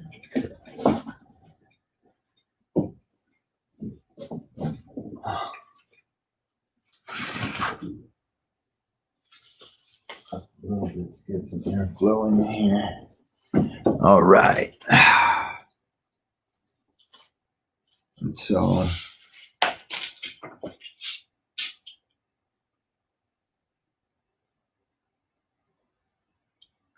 we'll wrap up with the reprogramming of DNA by words and frequency. And so I just want to touch on this. This blog I came across when I was researching tachyons. And again, this is a particle that particles, I believe all particles and atoms and all of even the things that I've talked about, the carbon atom, 6 neutrons, 6 protons, 6 electrons. And I think that there's a lot of these things were created through the waveforms, resonant frequencies. We create these things, and so these things are all held together by waveforms. And so while particles might exist, you can go subatomic and go down to the waveforms. And so I was studying these tachyon particles anyway, in the way that they can be, they travel faster than the speed of light, and they travel backwards. They don't travel forward in a linear motion through time, but they actually travel backwards through time. And so this is also where we hear that that which has been or that which is to come has already been. And so again, there's nothing new under the sun. We've heard it through many cultures, in many circles, many beliefs. It's all happened. And so I think that that's a strong argument, and we'll do a show specifically on tachyon particles, giving a good case as to why these have been part of this projection. And I mean, just like, sorry, I got a little tiny moth flying around the screen. And so I will upload the link to this blog as well. It's called the Reality Shifters blog. And it just, a lot of things really stuck out, just really, were flashing. And just a lot of discernment lights were going off. And I discerned a lot of truth in this blog. And so I felt I wanted to share it again. Take it for what it is. And if it resonates with you, great. If not, then this part of the show wasn't for you. But I believe, again, this is what this show is about: honoring our ancestors by rewriting the past. And so I want to share this. And so this blog starts: this week I heard from several people who longed to change the past so a loved one wouldn't have died, a fiance wouldn't have cheated, and events that caused great pain and suffering could have happened differently somehow. And so I want to stop there, because I think that there is a reason for the things that we've experienced, again, through these generational codes that we've passed on generation to generation to generation, that we carry ourselves now in our own genetics, right? And so there's a reason that we've experienced these things. And so changing the past really is about bringing about a new future, creating a new future. And we have the authority to do this. And so we don't forget those past experiences and allow those to dissolve, but rather we separate and we observe. And so this isn't about, I don't know. I'll just read this. One woman asked, "Do you really believe we can change our past with enough energy and focus? Have you ever experienced something like that? And if you do, what is happening then?" The short answer to these questions is yes. We can change the past, and yes, I've experienced this. I've seen miraculous retro casuality types of reality shifts in which a person diagnosed by doctors, and this is something that I've seen as well in my own life, healing, but I've seen people diagnosed with various forms of dis-ease and miraculously heal. And so it goes on to say, I've seen miraculous retrocausality types of reality shifts in which a person diagnosed by doctors to be dying of cancer with just a few months left to live has no trace of cancer. I've watched people instantaneously heal who'd suffered from cancer, broken bones, cuts, burns, and blisters in such a way it seemed those problems never existed, as if we moved from one reality of disease to another of perfect health. I've seen a beloved cat alive again when I was not expecting to ever see him again, which I write about in my book, Reality Shifts When Consciousness Changes the Physical World. And so that's might be a book I check out, family. So again, if it resonates and you want to check it out, it might open up a lot of doors for you. I found myself in a world in which the cat named Ashes had not been hit by a car in the road and died, but instead was just fine. I know many people who've reported similar stories of loved ones being alive again on the Reality Shifters website. In all of the most successful cases, people have focused primarily on love, forgiveness, peace, harmony, balance, acceptance, and oneness. Again, the entire agenda behind these different sects, tribes, races, religions, species, right? Alien species. It's a lie, family. A-lie-in. And so they're lying, and it's not what it's made out to be. And if you experience something like that, then understand that you can move through that with no fear, because those are fractalizations of self to push you, to fuel you, to drive you to know thyself, and to transcend that demon or daemon which is locking you into that fearful reality. And so, or hateful, or angry, or resentful, whatever it might be. And so the key ideas here are that we are most likely living in a multiverse of parallel worlds. The parallel worlds is something that have been discussed for a long time, and every year, every month, there's more and more findings that point to this being fact, that we live in a multiverse of parallel worlds. Events can be influenced by both the future and the past in the fabric of space-time through each parallel world. And so think about that, family. The things that we just read regarding genetics ripping a hole in the space-time continuum, and how there is no lag, and there in the communication through that time-space continuum. And so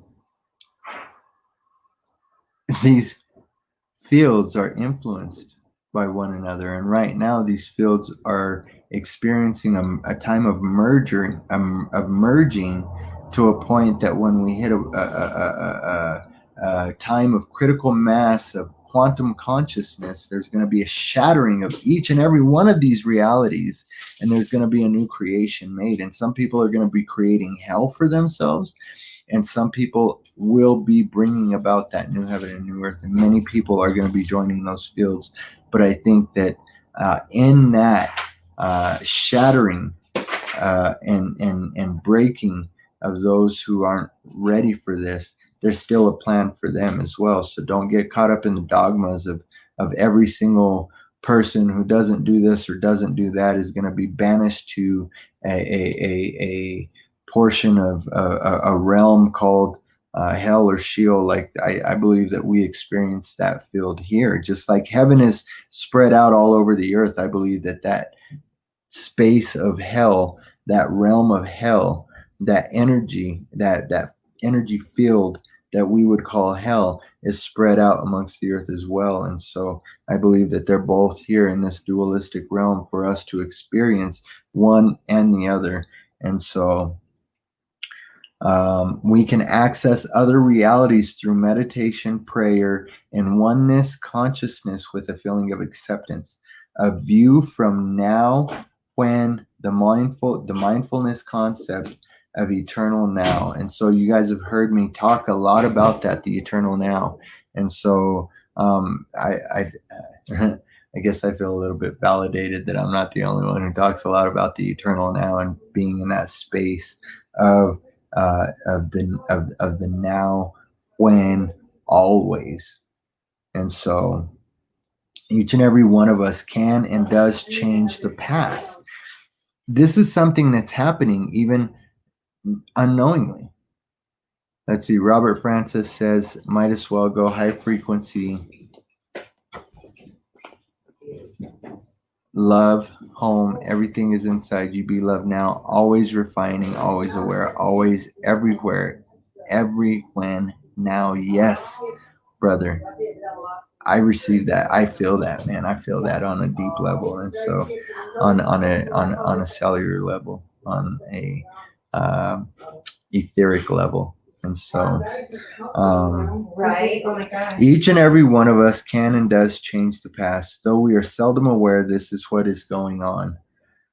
We change the past and the future simultaneously when our consciousness shifts to another parallel world in which another version of ourselves already exists. The transition is usually so smooth that if it weren't for a few notable changes, we wouldn't realize we'd made such a jump at all. We frequently change the past with regard to small-scale things, benefiting from not scrutinizing and therefore doubting or questioning these changes with our conscious mind.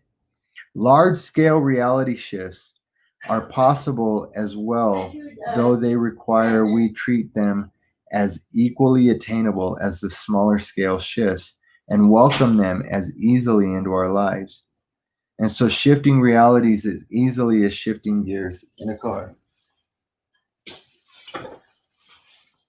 So a metaphor for the way that we shift between various realities is shifting gears in a manual transmission car. And so this is why a lot of people aren't even perceiving of the shift right now. Whoa. A lot of people aren't even perceiving of the shift right now because there's so many subtle things happening, and a lot of people are catching on, Mandela effect and seeing this change here, that change there, but still a lot of people aren't aware of the scale and the mass scale that these changes are happening, and so imagine that the different gears in a stick shift car represent the different realities that we can select between. We typically shift into an adjacent reality or an adjacent gear, one which isn't too far from our current experience, that many things have changed. In order to shift gears, we must first move our foot from the gas pedal to the clutch. And so this, to me, means coming and finding a place of stillness and finding that balance, because you have to have a balance, right? When you're pushing the clutch and the gas, there has to be a balance there in order for it to shift right, and for you not to pop the clutch and jerk yourself down the road for a quarter mile. And so when we push the clutch, the point is to disengage from one gear in preparation to move to the next gear, right? The simple process of moving our foot from gas pedal to clutch, moving the stick shift from one gear to the adjacent gear, and moving our foot from the clutch to the gas pedal is when we can exchange in every time we move our consciousness to a state of disengaging from our current reality, such as when we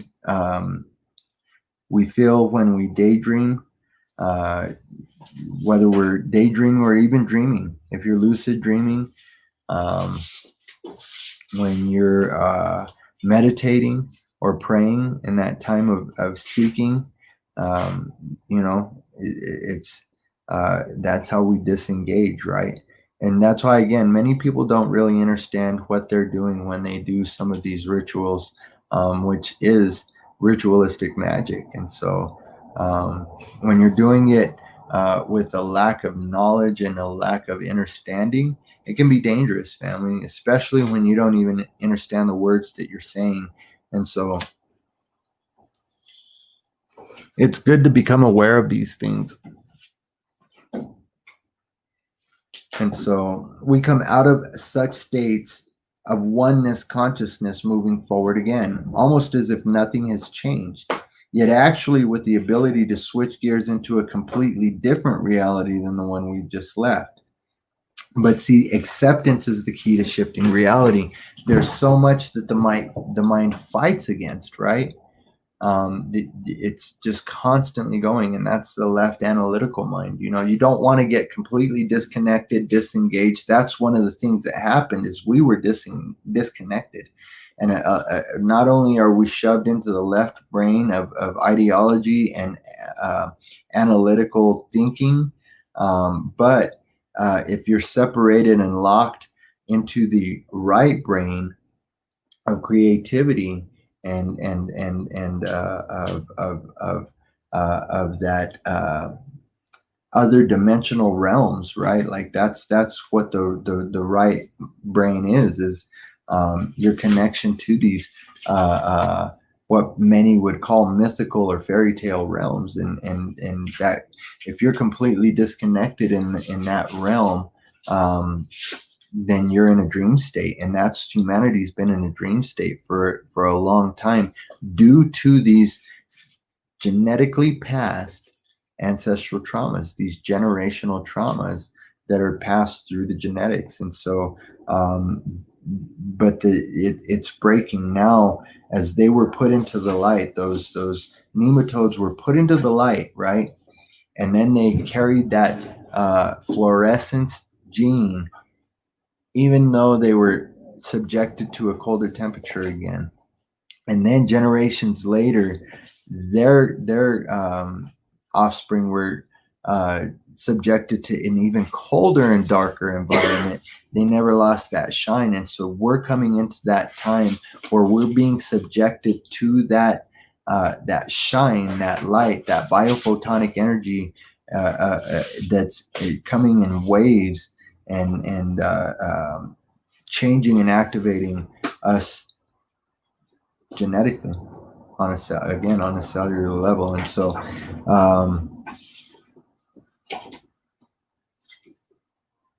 when you do this, let me see.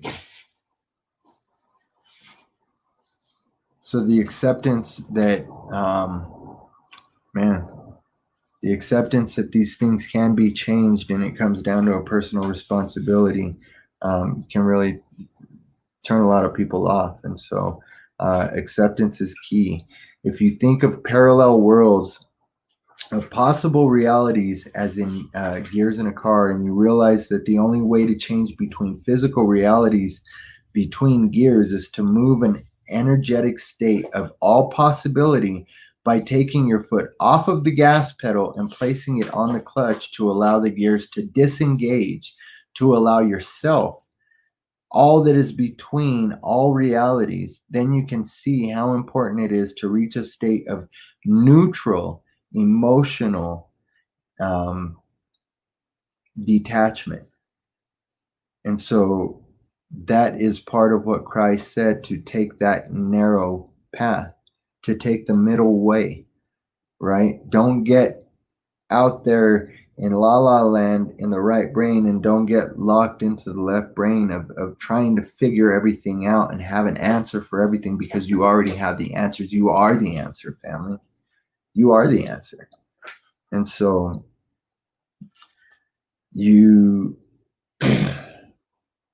a state of unconditional acceptance and non-engagement is part of it. It's what that neutral emotional detachment creates. And so from such a place of all possibility, it's possible to quantumly jump to an adjacent space-time reality. What's the name of that show? Quantum Leap. And so, I mean, they tell you in these movies, man, these sorcerers, they tell you the truth in these movies. And so these things are truth. And so we'll talk about the scientific proof, and we're going to do one show specifically on the fact that you're a multi-dimensional time portal. Like, you're a multi-dimensional portal. And it's amazing, family, when you know what you are. None of these things can keep you trapped or in bondage to the false mask, the persona that has been created, again, through the indoctrination of television and mainstream education. And all of these things just, again, are the things that are shattered when you're willing to accept what you are. You're a miracle, family.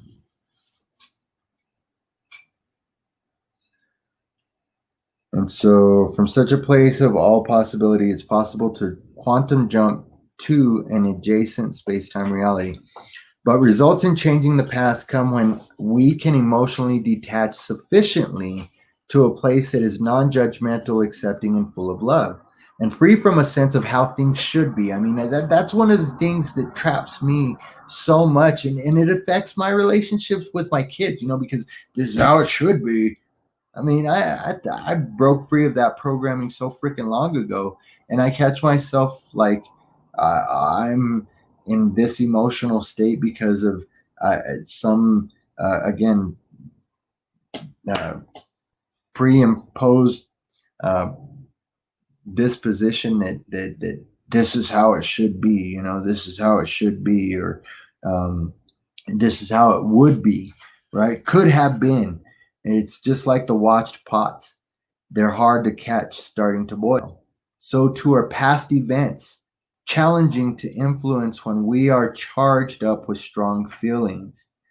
Balance. Finding out that you're whole will help you balance. Balancing will help you find out that you're whole.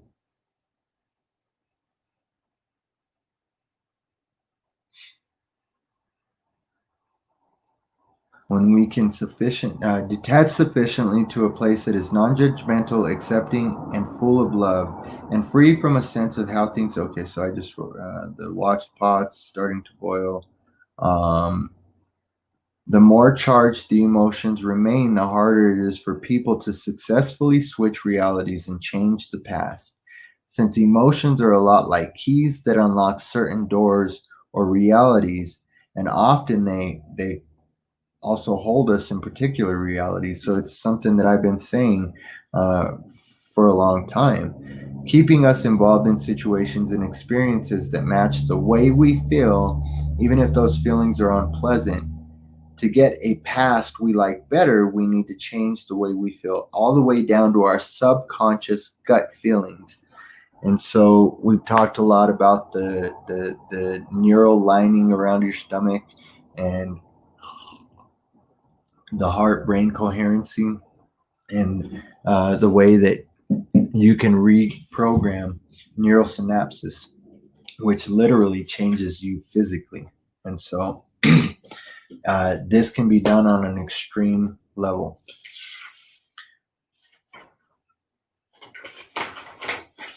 Being in the pure energy place of acceptance, forgiveness, and love means we are no longer focused on fixing or correcting the thoughts, words, or actions of others, and that we instead have confidence and faith that everything is working out perfectly. And I've been saying that, man. I say it because I need that encouragement myself. I need to reinforce that in my conscious mind. I need to reinforce that consciously, because subconsciously there's all these programs that have you say, oh no, I can't do this, it can't be this way, I can't, or it can only be this way, again being locked down from those old past emotions. But Um, uh, Especially, man, again, the coming disaster. Oh my gosh, cataclysm. The world is going to end. I mean, you know what, family? The world's already ended. It's already done. Christ said, right? It is finished. It's done. It's already done. We're being locked in this place of fear, and we have to overcome that. We have to detach, and we have to move past that. Being in the pure energy place of acceptance, forgiveness, and love means, okay, so, and that we instead have confidence and faith that everything is working out perfectly, even if we don't know how that could be so. That's something that I say all the time. I don't know how, but I do know that things are going perfectly and we are exactly where we're supposed to be. And it's just reinforced by things like this. A current theme that I've been reminded of by my wife and by the universe, echoing my wife's encouragement: trust the process. Trust the process. The process that we're going through with taking on another parent, and looking forward to a a new challenge with the move and with the selling of the house, everything. I mean, it's something that can cause it does cause me to be in that place of, man, are things really working out perfectly? But then I'm encouraged. It's a constant theme. Trust the process. Things are exactly as they should be. We're exactly where we're supposed to be, family. Do you think that the creator of all things will put us through certain things just to see us squirm? No, it's all for growth. It's all for the expansion of self, and not the self as in the self-righteousness that we can exhibit, but the self in knowing thyself, that you are the essence of God, the energy that we call creator, right? And so a big part of being in this pure energy state of mind requires that we let go of our own ego-based sense of what is best or right. Now, the ego can be utilized. I've made videos in the past where I speak about killing the ego. We don't kill the ego. We utilize the ego. We control the ego. We oversee the ego. We come to a point of moving beyond understanding or standing under the ego, the foot of the ego, to understanding self, and going within and finding a way to control that ego and bring it under submission to the Christ or the King or the anointed one that is in you, to a point of being able to oversee all that's been given to you, including the ego. But we have to let go of that ego-based sense of what is best or what is right, in order that what is best for all concerned would manifest. You see, there's an important reason for practicing, achieving, and maintaining a state of acceptance and gratitude. Man, I push it so much. And mornings I wake up and I don't have gratitude. Some mornings I'm not perfect, family. I'm authentic. You're gonna get you get what you see. I'm not trying to bullshit anybody or make up this guru type image of like I'm some Gandhi. Like, nah, man, I'm as real as they come, and I'm gonna give it to you straight. And so I wake up some mornings like pissed off, not grateful, not feeling very grateful for anything, and that's a really sad place to be, because I see not only the way that it affects me, but the way that it can send ripples throughout the day with everybody that I'm connected to. Because here's the thing, with the study that we just read over regarding how genetics rip a hole in the fabric of time and space, then even if I were 50 miles away, waking up with a shit attitude, pissed off at the world, and ungrateful for anything and everything that's ever come in my path or in my life, then that's going to affect my son, my daughter, my wife. My wife carries my genetics, and I hers, right? And so we affect each other on that level, on a quantum level, family. We affect each other on a quantum level. And so, again, how you vibing? How you vibing? Gratitude, family. Be in that space of acceptance and gratitude. And that is such a pure, heartfelt mindset that it ensures our highest order intention for the best of all concerned. You see, we don't have to think, again, go through the analytical process of the left brain, taking steps and having backup plans and doing this and doing that. And that's how we got into the freaking position we're in with government right now, to where men were placed into a position of governing the mind, controlling the mind. And so when we do that, it does put in order the highest order of intention for the best for all concerned, rather than for purely selfish outcomes, which is what this type of knowledge and magic has been used for up to this point by those that are in control right now. They've used it for purely selfish outcomes and for their own selfish motivations and motives. And so only by working with our highest emotional energies can we attain highly favorable outcomes that genuinely feel best. And this means leaving behind egocentric perspectives that invariably involve some negative emotions, such as fear, doubt, anxiety, and shame. So much of that is being pushed right now, isn't it, family? Shame, anxiety, doubt, fear.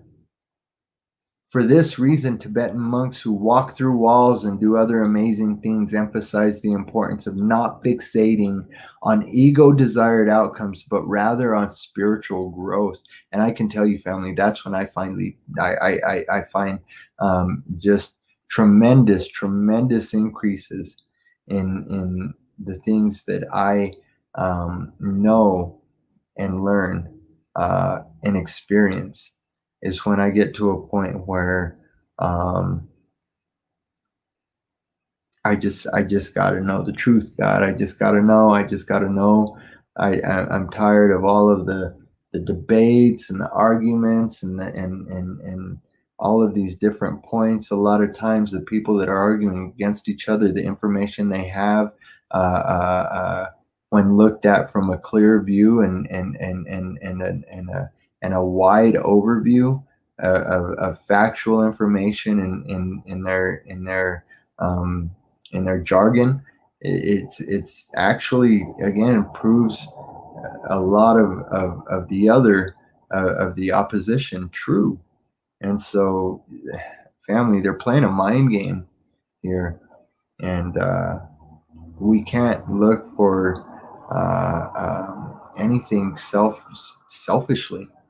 I mean, really, I see a great deal of that right now. I see a great deal of selfishness in the spiritual community, the enlightened community. The people that are supposed to be sharing that love and light are actually just vultures and vampires, feeding off of people's energies, putting them in fear and putting them in control in places of disempowerment.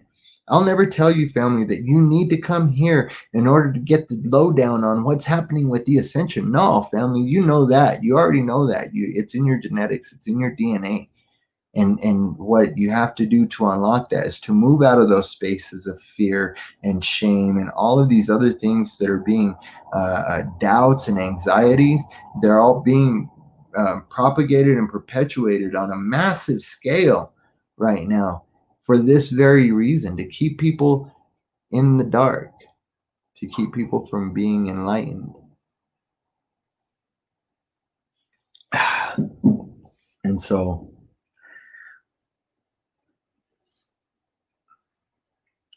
you really should look into bicausality and retrocausality. what kind of evidence we'd expect to see if we're truly living in a multiverse in which events from the future influence the past. I've shared again a lot regarding quantum physics and again epigenetics and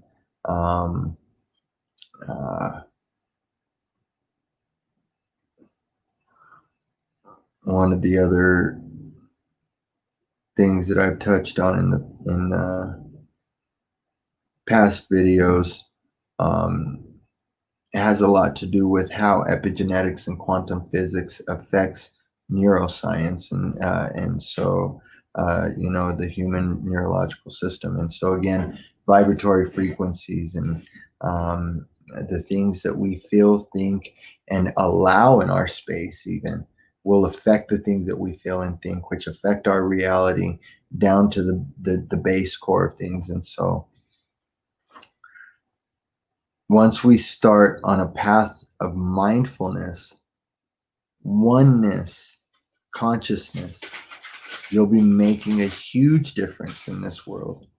You'll be making a difference in the way that the sympathetic resonance is being received and affecting others. And so attaining a state of loving, peaceful, accepting, thankful consciousness is what I would encourage you to make your primary goal right now, in the now. It's something that you can begin right now. You don't have to wait. Take in the energies, take in the influxes, and even the waves of emotion. Feel the emotions that have been coming in, even if they're what we would call negative emotions. Don't allow them any space to control the way that you operate, but feel them, observe them, and know that you have power over them. And it's just like a muscle, family. The more that you do that, the better you'll get at it and the stronger you'll be in this spiritual fight that we're experiencing now.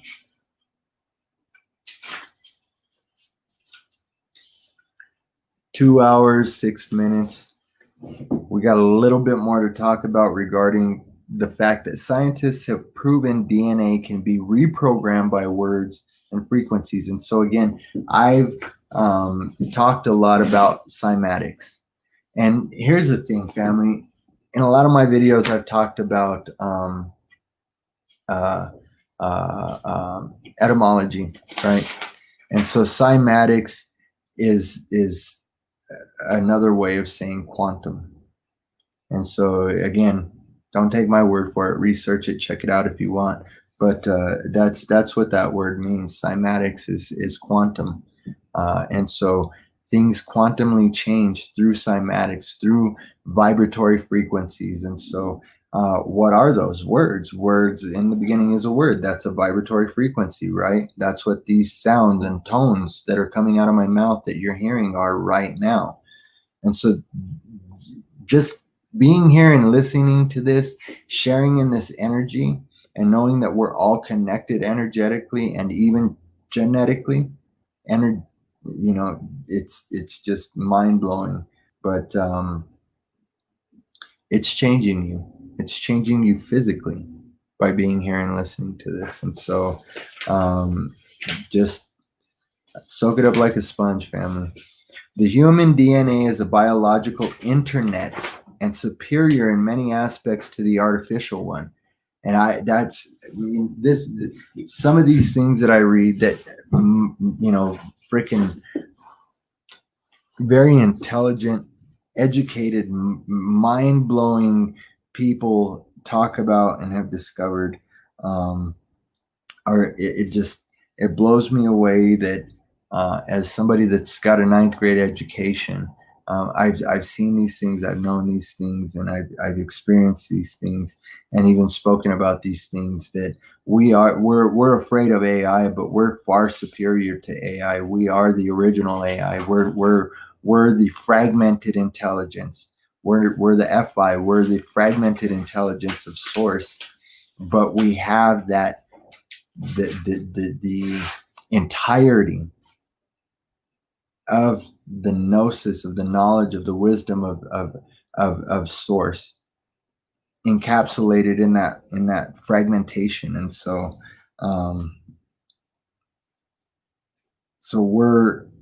we are living in the World Wide Web. We are in a cosmic www World Wide Web 333. So much coding in that. And so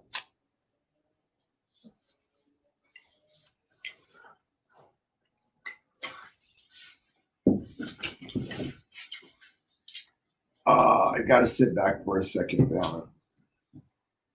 Yeah, I know I'm almost out of the screen, but sitting forward like that for 2 hours can be taxing on the back. And so, all right.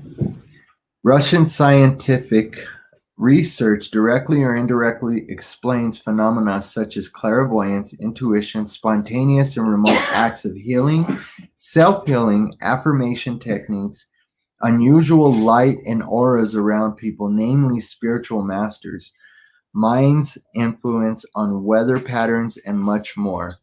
In addition, there is evidence for a whole new type of medicine in which DNA can be influenced and reprogrammed by words and frequencies without cutting out and replacing single genes. Only 10% of our DNA is used for building proteins. It is this subset of DNA that is of interest to Western researchers and is being examined and categorized.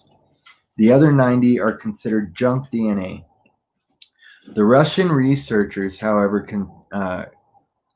convinced that nature was not dumb, and I would be convinced that nature is not dumb, family, and I would hope that you would be convinced that nature is not dumb. And so they joined linguists and geneticists in a venture to explore those 90% of junk DNA. Their results, findings, and conclusions are simply revolutionary.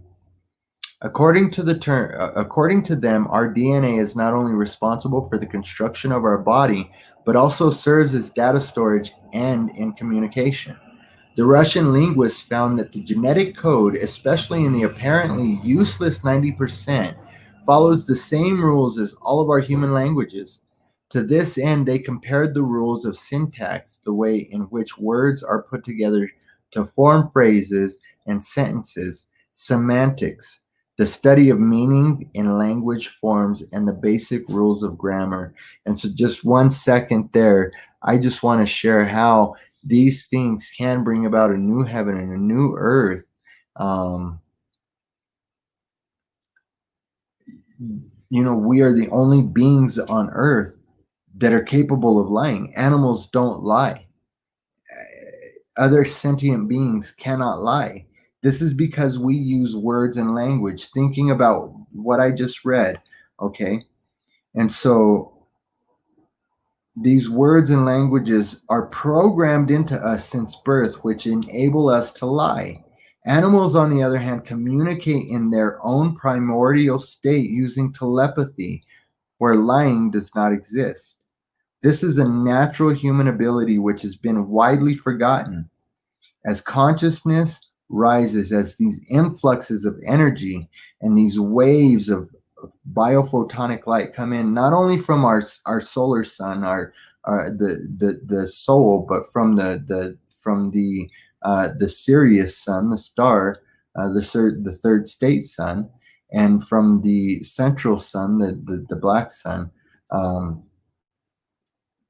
which is the pineal, by the way.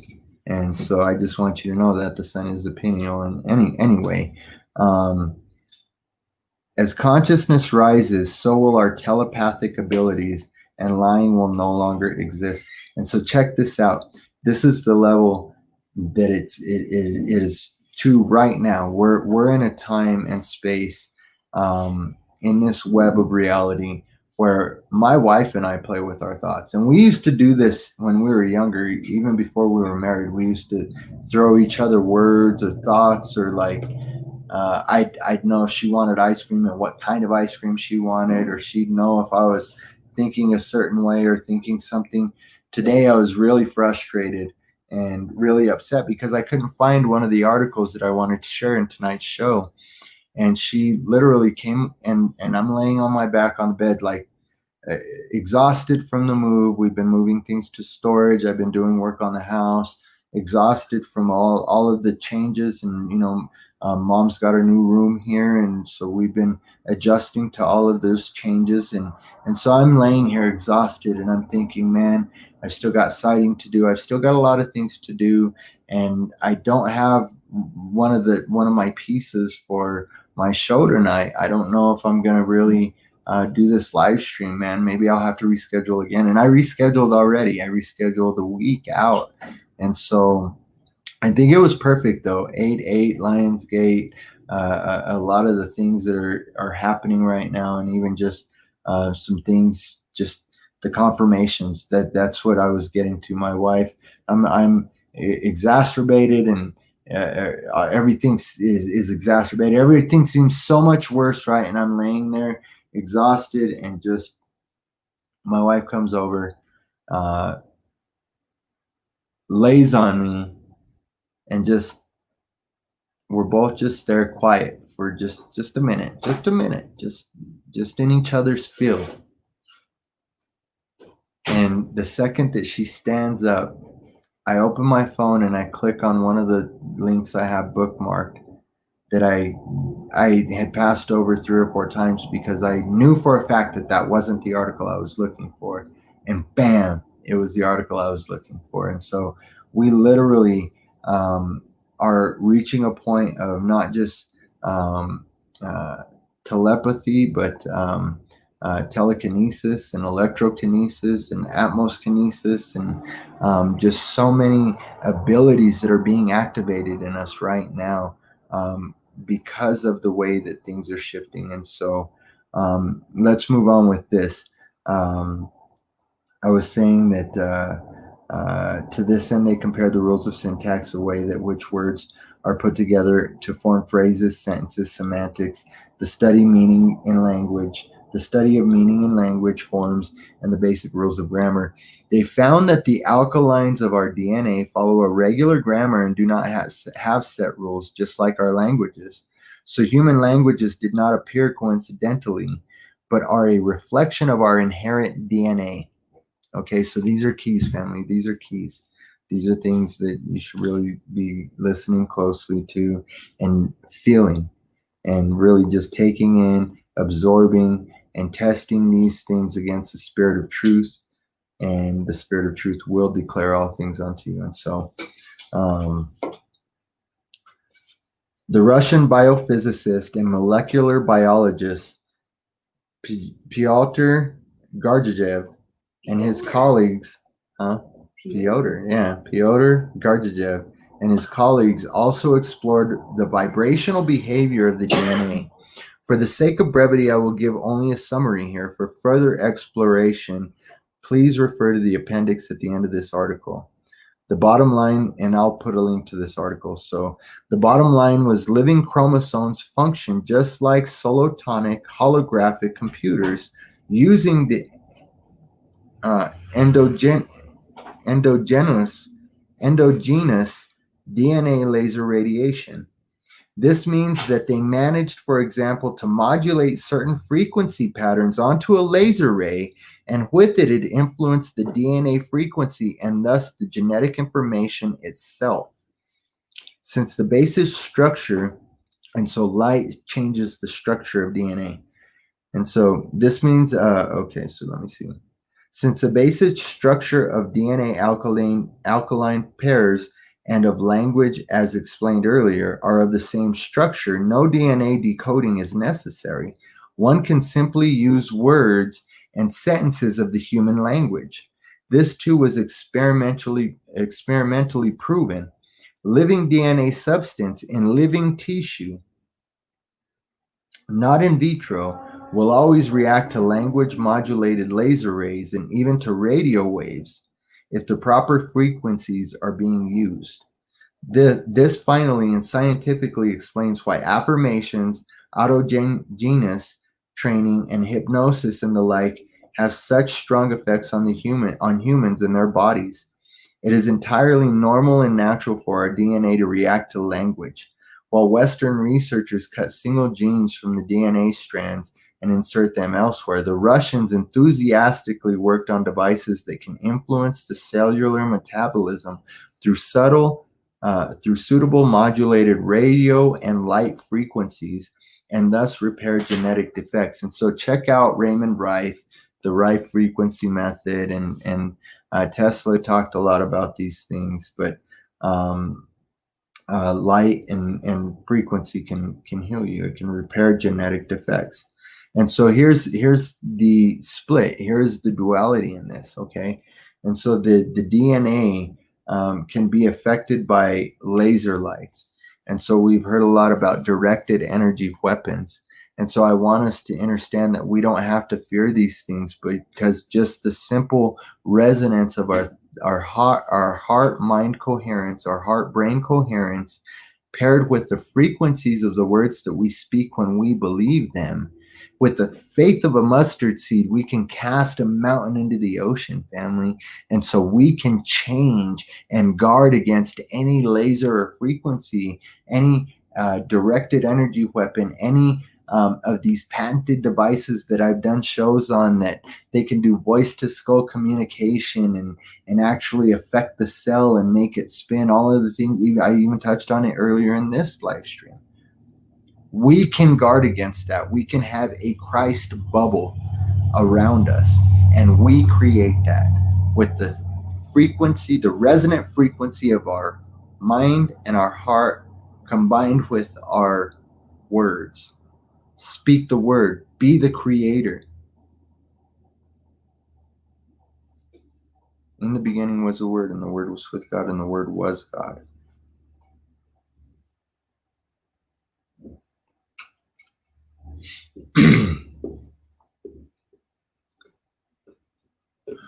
Let's see.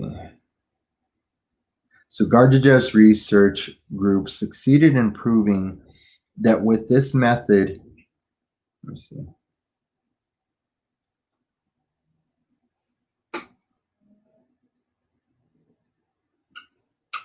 Yeah, okay, that's where I was at. So Garjajev's research group succeeded in proving that with this method, chromosomes damaged by X-rays, for example, can be repaired. They even captured information patterns of a particular DNA and transmitted it onto another, thus reprogramming cells to another genome. So they successfully transformed, for example, frog embryos to salamander embryos simply by transmitting the DNA information patterns. This way, the entire information was transmitted without any of the side effects or disharmonies encountered when cutting out and reintroducing single genes from the DNA. And so we know, many of us have researched these things, that the genetic alterations, the attempts to genetically alter people, are something that have been spoken about since the times of the fallen angels, right? That's the times of Noah, as in the days of Noah, right? Genetic alterations. And we see that happening now with the introduction of mRNA into the DNA, and how these things are being introduced into the body through nanoparticles. And that's this whole agenda that people are talking about. I mean, that's really what the basis of all of this pandemic that's happening and going on is the introduction of these stem cells and this mRNA, this fragmented DNA, to latch onto, just in the way that the Western scientists were cutting out and reintroducing the single genes of DNA. And it's always turns out that that's where the evil ran rampant, right? And so as men, or even those who see themselves as gods, are doing this, trying this genetic alteration and trying to genetically alter the perfect creation, it's caused the fall, and what we experience now is death and disconnection. And so as you do that the way that it was meant to be done, through your own harmonics, through your own vibratory frequencies, by speaking it yourself, we perform these miracles as Christ did. And by your faith, you've been made well. This represents an unbelievable world-transforming revolution and sensation. All this by simply applying vibration and language instead of the archaic cutting-out procedure. This experiment points to the immense power of wave genetics, which obviously has a greater influence on the formation of organisms than the biochemical processes of alkaline sequences. Esoteric and spiritual teachers have known for ages that our body is programmable by language, words, and thought. This has now been scientifically proven and explained. Of course, the frequency has to be correct, and this is not why everybody is equally successful or can do it with always the same strength. The individual person must work on the inner processes and maturity in order to establish a conscious communication with the DNA. And so what's happening, family, is with these man-made technologies, these people that have been in power and been keeping this state of hypnosis over humanity are trying to tap into and change the DNA and create beasts through that reptilian mind, the fear, the things that are produced when you're constantly running from anything, As Robert said earlier in the broadcast, in the live stream, stand in truth and be love. And you have control over these things, over the alteration of genetics, of your DNA structure. The Russian researchers work on a method that is not dependent on these factors, but will always work, provided one uses the correct frequency. But the higher developed an individual's consciousness is, the less need is there for any type of device. One can achieve these results by oneself, and science will finally stop to laugh at such ideas and will confirm and explain the results. And it doesn't end there. The Russian scientists also found out that our DNA can cause disturbing patterns in the vacuum, thus producing magnetized wormholes. I touched on that, family. And so again, we'll do a show on the fact that you are an electromagnetic, multi-dimensional portal. You have a wormhole in the center of you. And so, and you can create wormholes.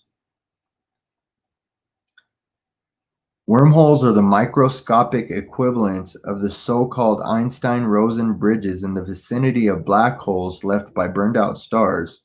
These are tunnel connections between entirely different areas in the universe through which information can be transmitted outside of space and time. The DNA attracts these bits of information and passes them on to our consciousness.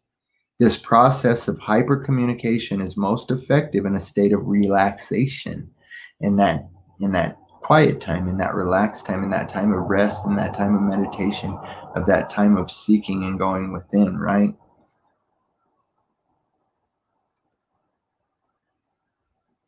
Stress, worries, or a hyperactive intellect.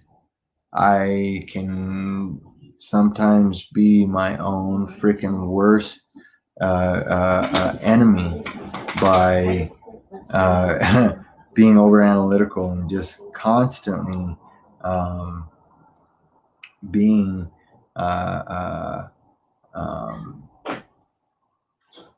just hyperactive in thought. And so we have to guard against that, family. Stress, worries, or hyperactive intellect prevent successful hypercommunication, or the information will be totally distorted and useless. In nature, hypercommunication has been successfully applied for millions of years. The organized flow of life in insect states provides this dramatically. Modern man knows it only on a much more subtle level as intuition, but we too can regain full use of it. An example from nature: when a queen ant is spatially separated from her colony, but still continues fervently and according to plan. If the queen is killed, however, all work in the colony stop. No ant knows what to do. Apparently, the queen sends the building plans, quote unquote, also from far away via the group consciousness of her subject. She can be as far away as she wants as long as she is alive. And so, see, in the things that are being propagated right now, they're trying to create a false hive mind when we are already connected by the quantum consciousness of our Creator, which dwells in us and can be found in each and every one of us. And so, where was I at? In man, hypercommunication is most often encountered as when one suddenly gains access to the information that is outside one's knowledge base. Such hypercommunication is then experienced as inspiration or intuition. The Italian composer Giuseppe Tartini, for instance, dreamt one night that a devil sat at his bedside playing the violin. The next morning, Tartini was able to note down the piece exactly from memory. He called it the Devil's Trill Sonata. For years, a 42-year-old male nurse dreamt of a situation in which he was hooked up to a kind of knowledge CD-ROM. Verifiable knowledge from all imaginable fields was then transmitted to him that he was able to recall in the morning. There was such a flood of information that it seemed to a whole encyclopedia was transmitted at night. The majority of facts were outside his personal knowledge base and reached technical details about which he knew absolutely nothing about. This is scientific proof of what is called downloads. These genetic downloads that we're receiving, right? These ascension codes, and so that's what's happening. Hypercommunication occurs. We can observe when hypercommunication occurs, one can observe in the DNA as well as in the human being special phenomena. And so this is something that I've experienced. I started experiencing this over a year ago, before I started making videos on YouTube, before I started making videos on Facebook. I started to experience these things, and I started to freak out and tell my wife, like, I don't know how I have this information. I have this information that I feel like God is telling me this information. I feel like like the Spirit of truth, that the Holy Spirit has told me this information.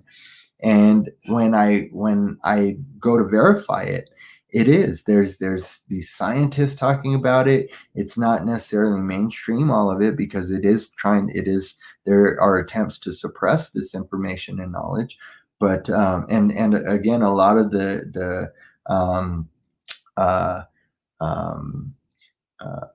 a lot of the very successful men with degrees have been blackballed out of mainstream science and medicine because of their findings. But they have the perseverance in sharing what they've come to know as fact. And so we see these things, right?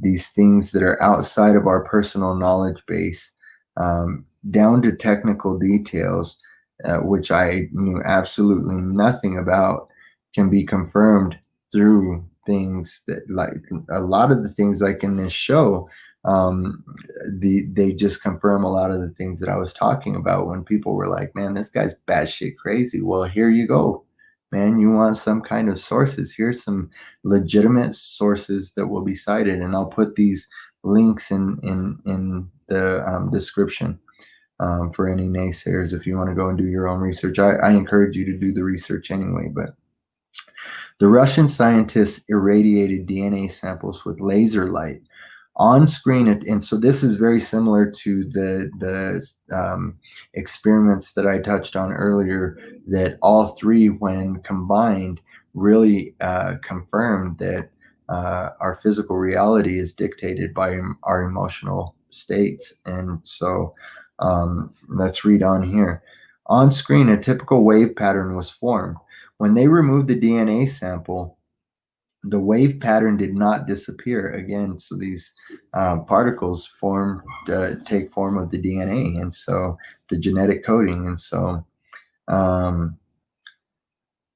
many control experiments showed that the pattern still came from the removed sample, whose energy field apparently remained by itself. This effect is now called phantom DNA effect. It is surmised that energy from outside of space and time still flows through the activated wormholes after the DNA was removed. The side effect encountered most often in hypercommunication, also in human beings, are inexplicable electromagnetic fields in the vicinity of the persons concerned. Electronic devices like CD players and the like can be irritated and cease to function for hours. When the electromagnetic field slowly dissipates, the devices function normally again. Many healers and psychics know this effect from their work. The better the atmosphere and the energy, the more frustrating it is that the recording device stops functioning and recording exactly at that moment. And repeated switching on and off after the session does not restore function yet. But next morning, all is back to normal. Perhaps this is reassuring to read for many, as it has nothing to do with them being technically inept. It means that they are good at hypercommunication. In their book, Vernetz's Intelligence, Networked Intelligence, Grazina Gozar and Franz Bludorf explain these connections precisely and clearly. The authors also quote sources presuming that in earlier times humanity had been just like the animals, very strongly connected to the group consciousness and acted as a group to develop and experience individuality. We humans, however, had to forget hypercommunication almost completely. But now that we're fairly stable in our individual consciousness, we can create a new form of group consciousness, namely one, in which we attain access to all information via our DNA without being forced or remotely controlled about what to do with that information.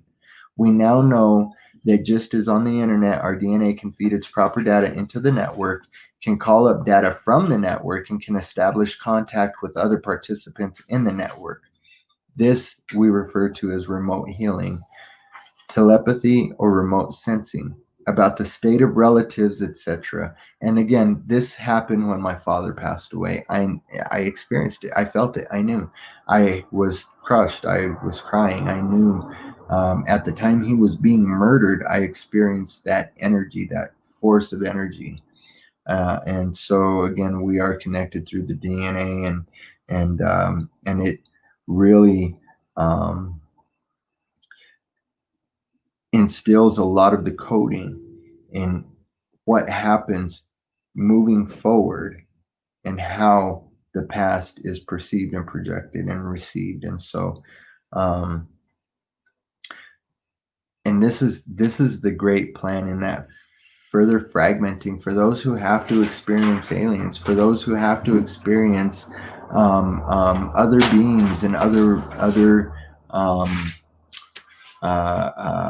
happenings here that again are being propagated by these sorcerers. It's all working together for the good of the collective consciousness. And so even their plan to try and further fractalize and keep people trapped in this state of fear and anxiety and shame and guilt, it's actually adding fuel towards the flames that Christ said, I've come to cast a flame. And how I wish it was already kindled. Well, it's kindled now, family. And it's just picking up more and more. The more that they push, the deeper levels of consciousness we're unlocking and experiencing, and actually forming a space of dark matter that we can create from, in knowing that those those portals. And so, let me see.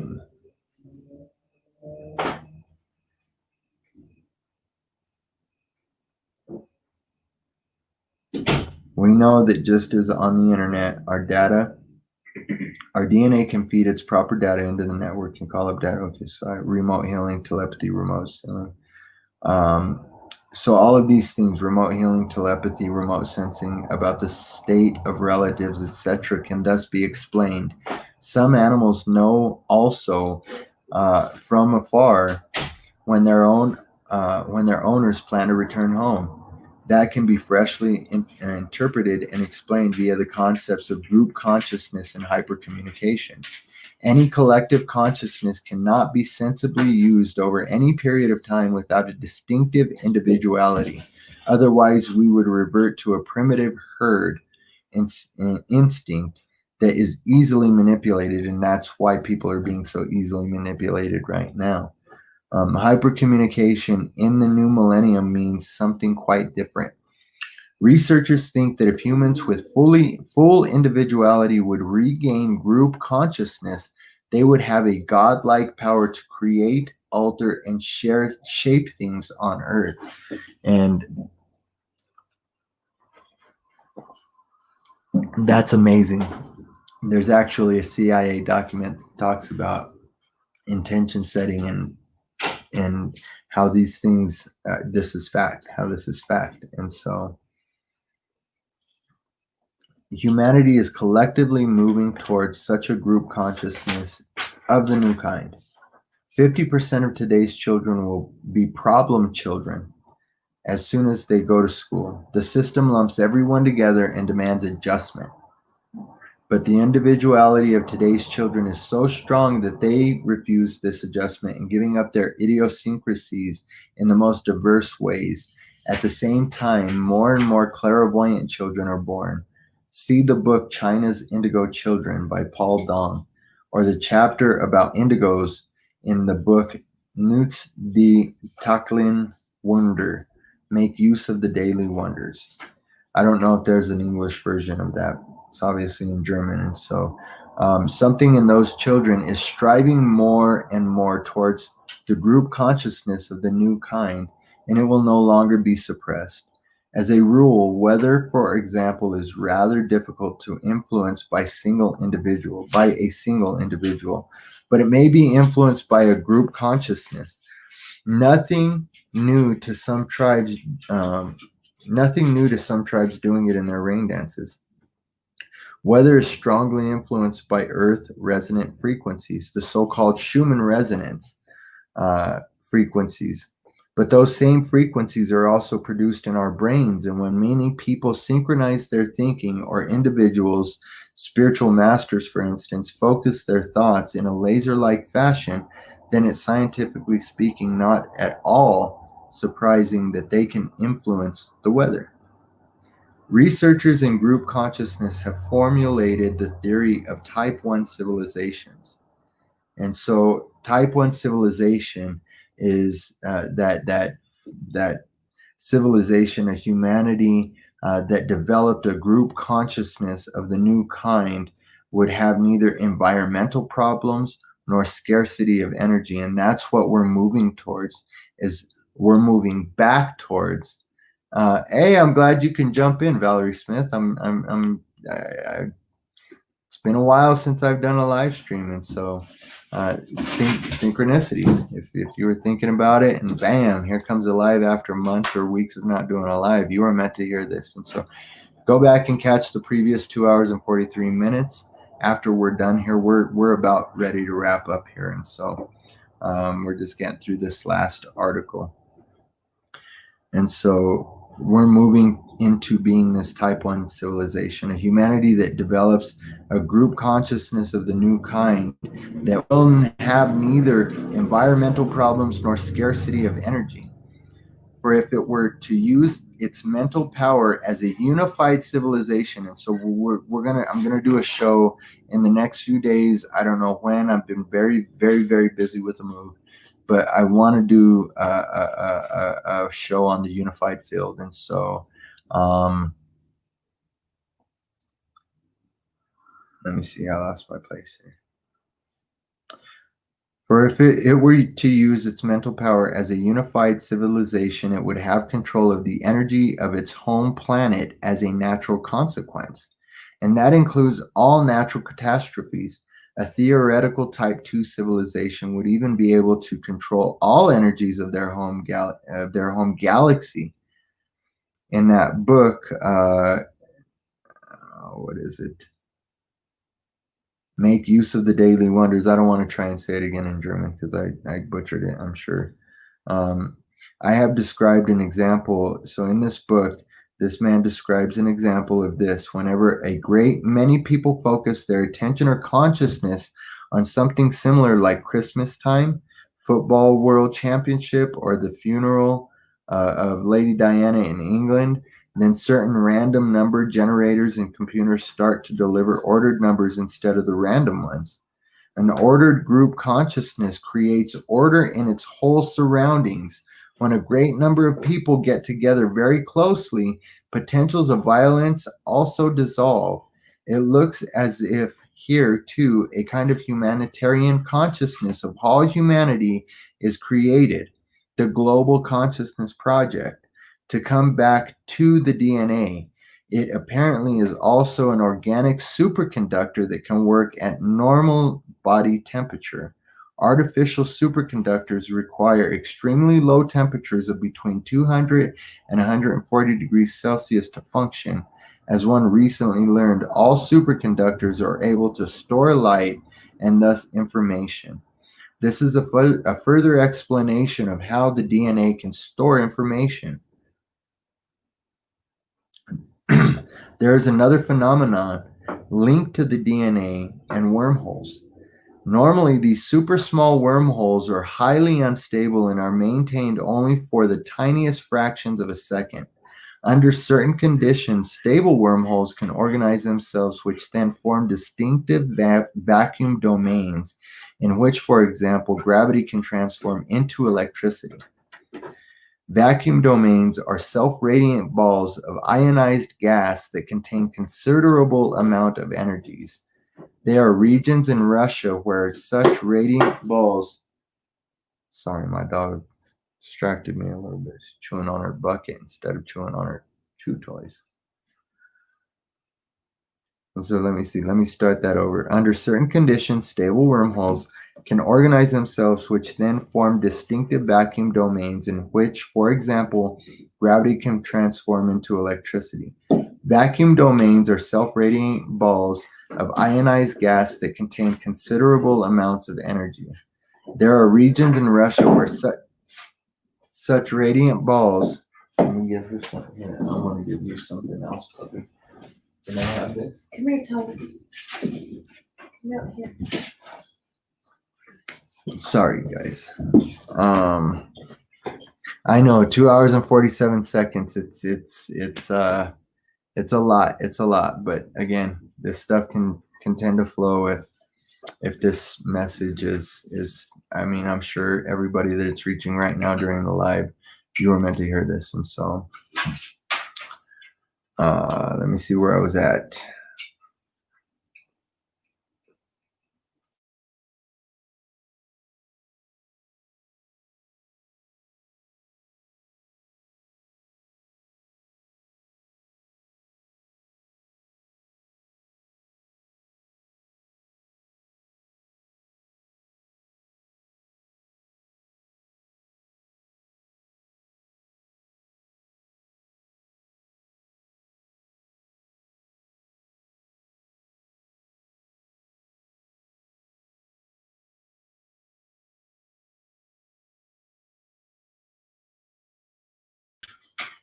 All right, family, we're back live. I apologize. My phone died.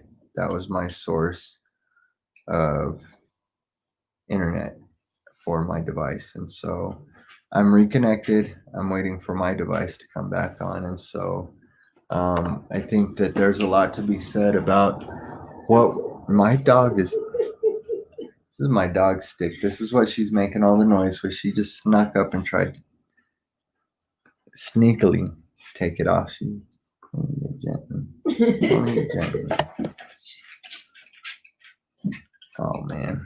And so now's a good time to take a bathroom break. 2 hours and 50 minutes. I'm actually gonna take a break myself.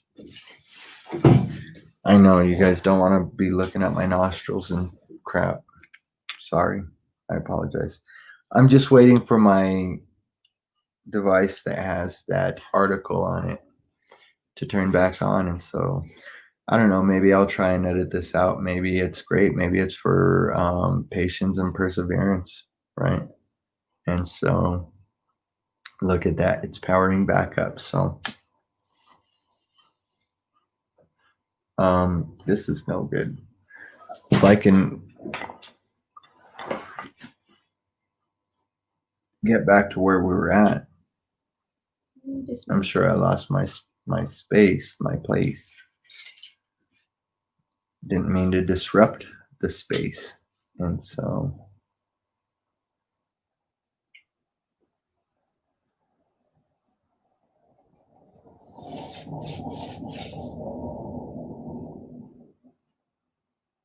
well, that's appreciated.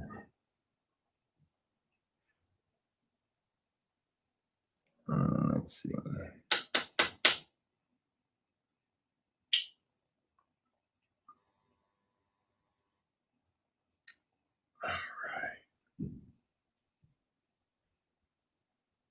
So the radiant balls of gas, these radiant balls of gas that house a considerable amount of energy. There are regions in Russia where such radiant balls appear very often. Following the ensuing confusion, the Russians started massive research programs, leading finally to some of the discoveries mentioned above. Many people know vacuum domains as shiny balls in the sky. The attentive look at them and wonder and ask themselves what they could be. I thought once, hello up there, if you happen to be a UFO, fly in a triangle. And suddenly the balls moved in a triangle. Or they shot across the sky like ice hockey pucks. They accelerated from 0 to crazy speeds while sliding. Sorry. Huh? You're done? Let me see where I was at.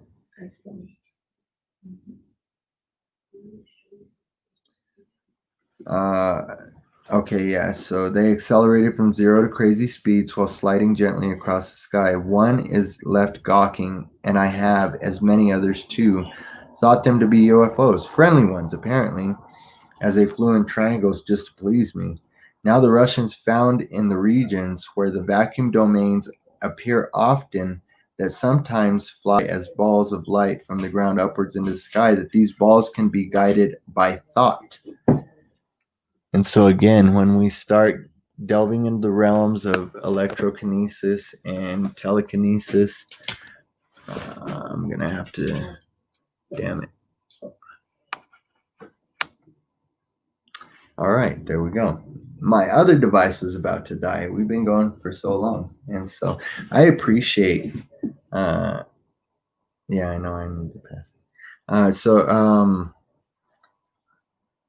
Anyway, sorry guys. We've been going for a while. And so I do appreciate, hey, Chloe, you were able to jump in. And so you're catching the meat of very, very, very great deal of information. And so go back and catch the replay. I missed y'all too.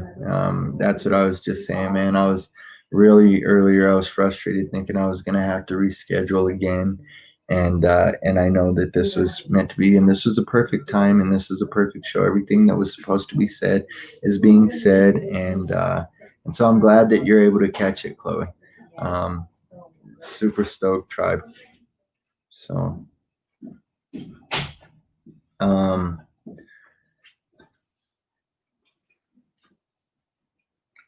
so one has found that since the vacuum domains emit waves of low frequency as they are also produced by our brains. Let me see.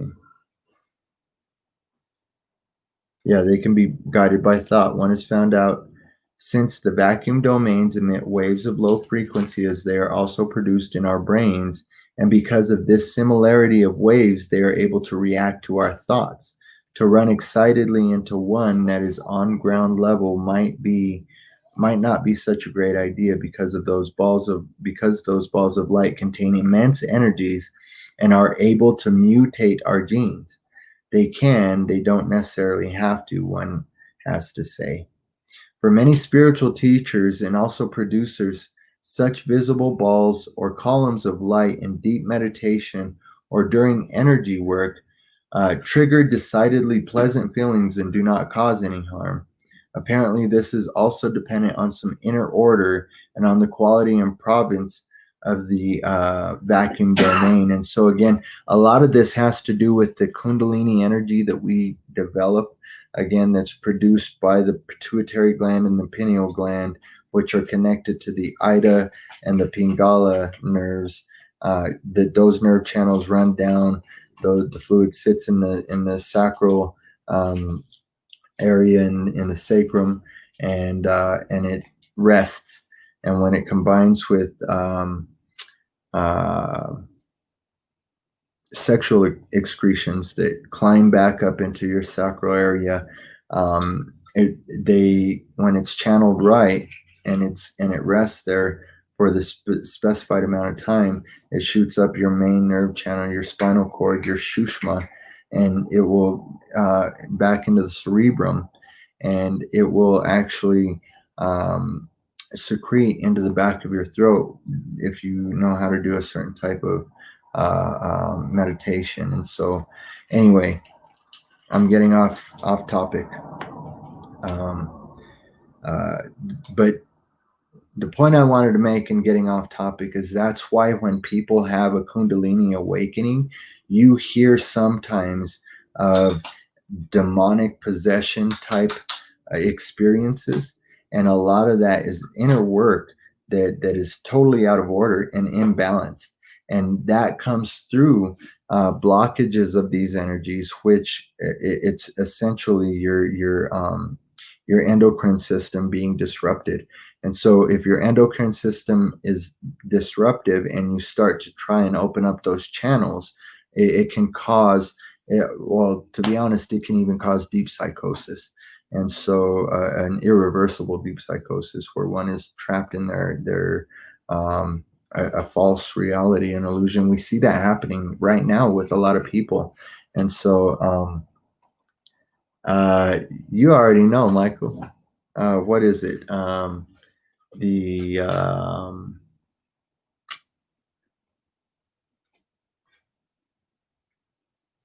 Let me look 1 second, and I will get you that answer. What meditation?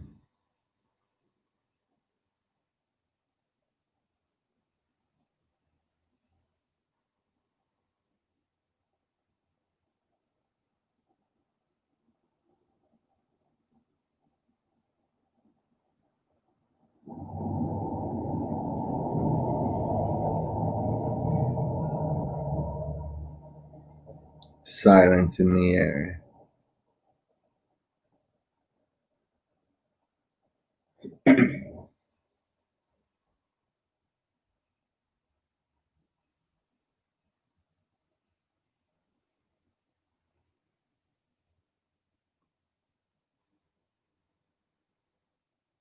Damn it.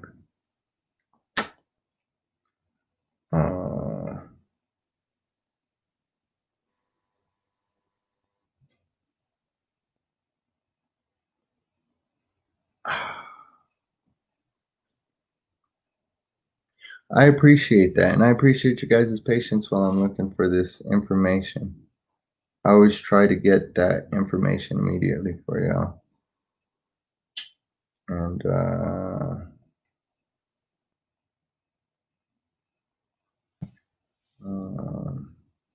actually, let me see.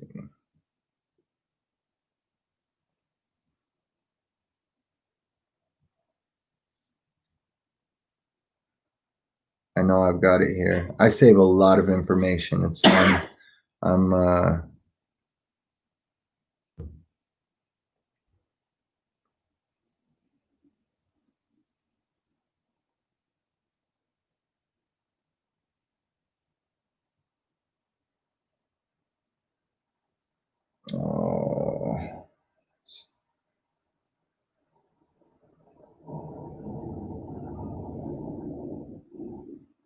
Now I'm on a hunt. Now I'm on a hunt for this information.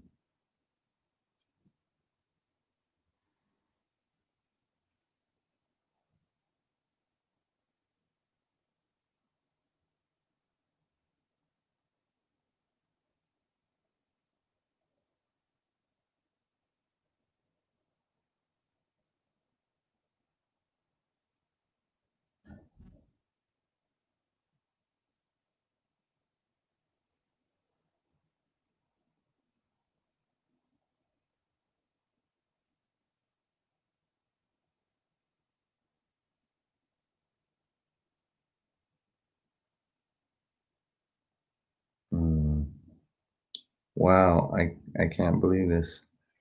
I missed it because I was doing with your money. Can I help you find something? I just can't find the name of I'm having a brain fart. I know the name of this meditation. Me and my boy Michael always I definitely will, because I've got this very enlightened individual, dear brother, on Facebook, Michael Lowe, and he's definitely talks about it a lot, and all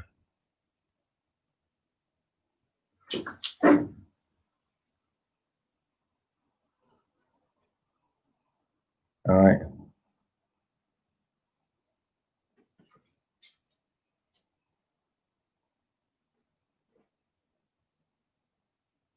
All right, we'll just move forward for now, family, because we've been going for 3 hours, and that's just another show that we'll be doing. In fact, we'll do an entire show on that meditation, and I know you touched the tip of your tongue to the roof of your mouth, and I just can't remember the name of it.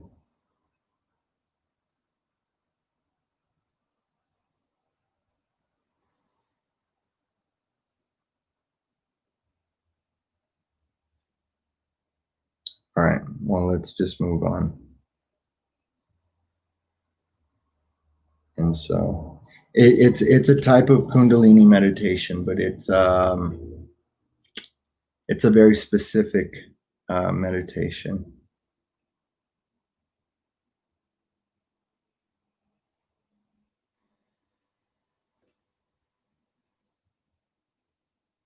So,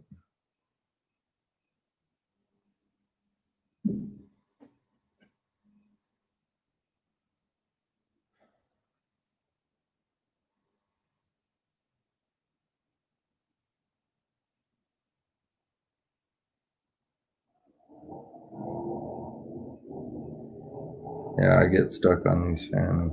I get stuck on these things. All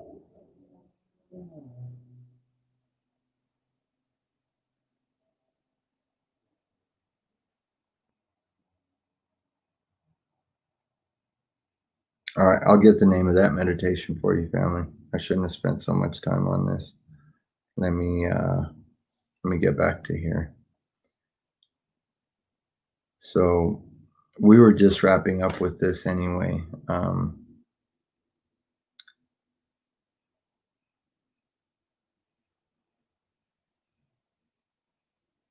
So for these visible balls or columns of light, they're met in deep meditation, that don't cause any harm. Apparently, it's dependent on that inner order, the work, the quality of the vacuum domain. What is it you're producing in that heart space, in that thought space, in that space of your mentality? What is it that you're producing that is going to be experienced when you start to enter these domains of spirituality? And so a lot of people have been subconsciously programmed through media, movies, and music, to project or create things that they really don't want to be creating. And so there are some spiritual teachers, the young Englishman Ananda, for example, with whom nothing is seen at first, but when One tries to take a photograph when they sit and speak or meditate in hypercommunication, only gets a picture of a white cloud on a chair. In some earth healing projects, such light effects also appear on photographs. Simply put, these phenomena have to do with gravity and anti-gravity forces that are also exactly described in the book, and with ever more stable wormholes and hypercommunication, and thus energies from outside our time and space structure. Earlier generations that got in contact with such hypercommunication experiences and visible vacuum domains were convinced that an angel had appeared before them, and we cannot be too sure to what forms of consciousness we can get access when using hypercommunication. Not having scientific proof for their actual existence, people having had such experiences do not all suffer from hallucinations. Does not mean that there is no metaphysical background to it. We have simply made another giant step toward understanding our reality. Official science also knows of gravity anomalies on Earth that contribute to the formation of vacuum domains, but only of ones of below 1%. But recently, gravity anomalies have been found of between 3 and 4%. There's a reason that they're increasing, family. One of these places is Rocca di Papa, south of Rome, the exact location of the book Vernezzo Intelligence, plus several others. Round objects of all kinds, from balls to full buses, roll uphill. And check this out. There's a place like that too in the San Luis Valley where we're moving. There's a place called Gravity Hill where you can put your truck in neutral. A big 3/4 ton truck, you can put it in neutral and it will roll uphill. And so this is an anomaly that I've experienced personally. But this stretch in Rocca di Papa is rather short, and defying logic, skeptics still flee to the theory of optical illusion, which it cannot be due to several features of the location. And so again, I'll add the links to these books, and I will get the information on that meditation.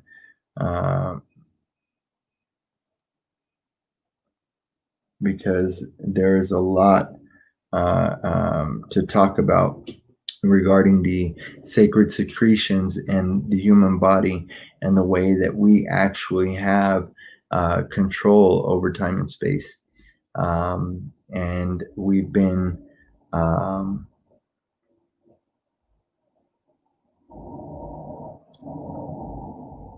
fooled, I guess. We've been corralled into thinking in patterns that create thought forms that create tulpas and servitors, things that we think are serving us, that end up becoming egregores and God forms, things that control and seek to destroy us. And so the things that we see on the outward that we believe are seeking to destroy us, really we have control over these things by going inward and knowing the power that we have, that we can create a vibratory and what's the word? Reverberating effect on every single realm of creation. Family, you're a powerful being. You can heal from that which you've experienced, that which has been sought to be used against you.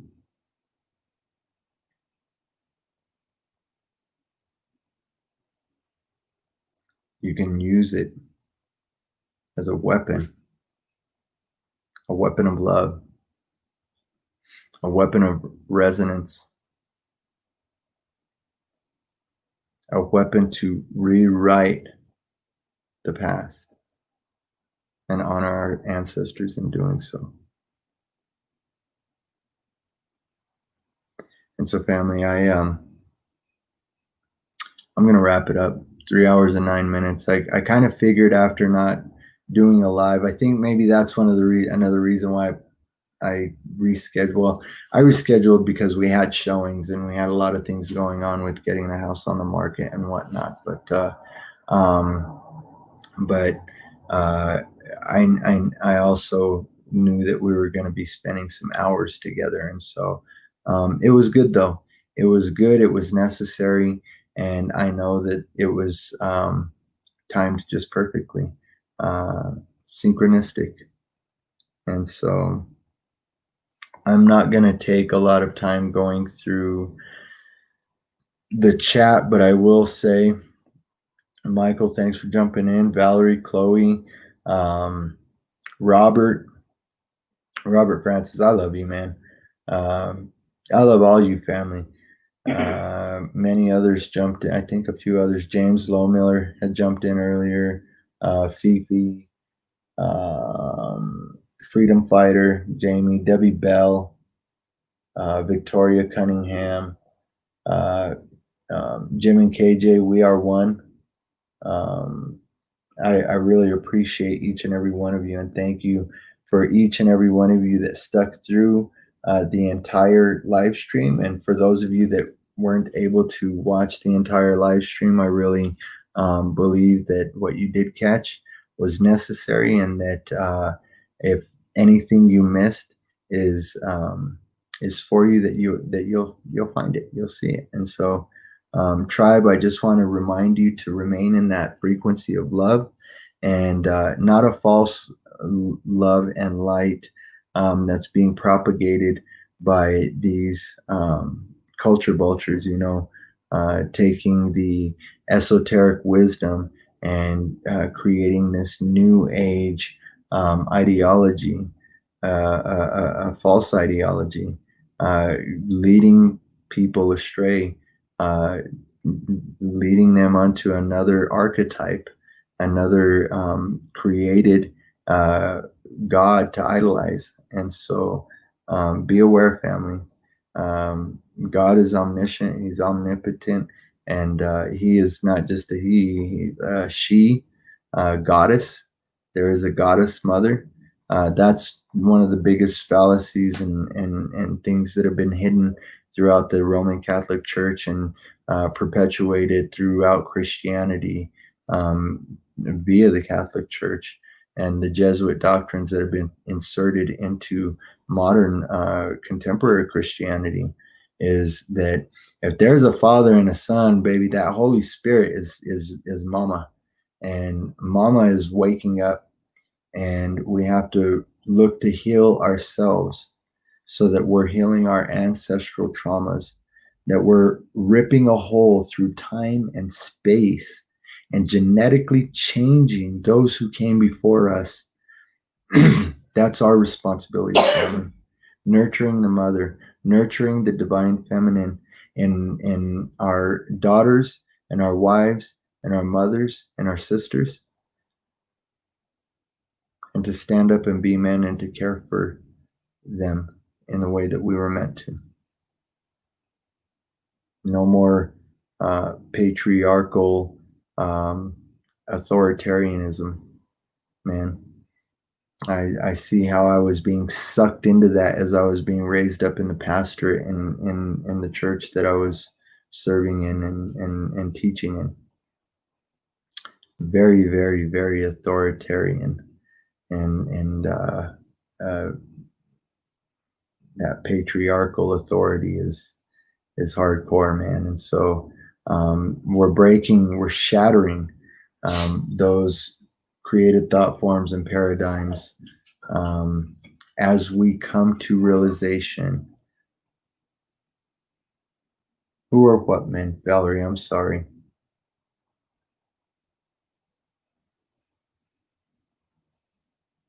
Oh, where are those men? Those men are being awakened right now. Those men are men like myself who are taking that road of humility and acknowledging and knowing that, you know what, we have to. I've said it so many times. Sometimes I'm not always the nicest, and it's not always met with sunshine and flowers. But when my wife gives a warning, I know, and I'm coming in tune better with that now as I grow and mature, to heed that warning and to know that that we navigate through these things together. Again, having that divide in self of dividing the masculine from the feminine is leading to a destruction within the self.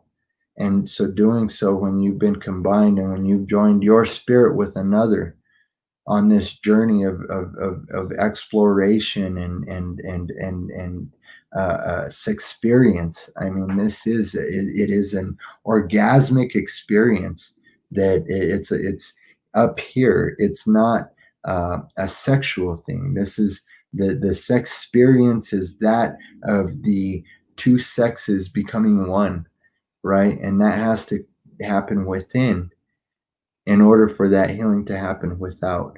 And so as I walk that path of healing, I'm seeing many other men walk that path of healing. Robert Francis is one that resonates. I see him with the emoji with the hand up, and it's it's one of those things where we are all being connected, and we are not in the same space, though we're finding out that we are tribe. We are of the same tribe. We are tribe.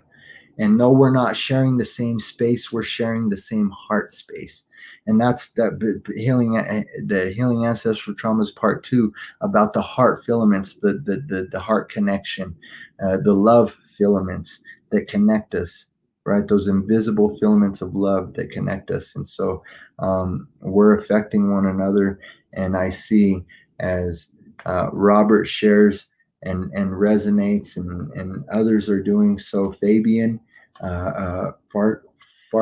Farquharson, I'm not sure, I butchered his name, I'm sure, but he's done a great deal of research regarding the plasmic waves of cosmic biophotonic light that are coming in, and he's even been working on the structured plasmic water, that and again structured forms of plasma that can be ingested to heighten that electromagnetic connection that we have with source. And so we don't even need those products. So family, we need to connect with that heart space. And so with that, again, men, find that space of humility, even if it takes you going and having a fucking battle with yourself and battling your own fucking demons.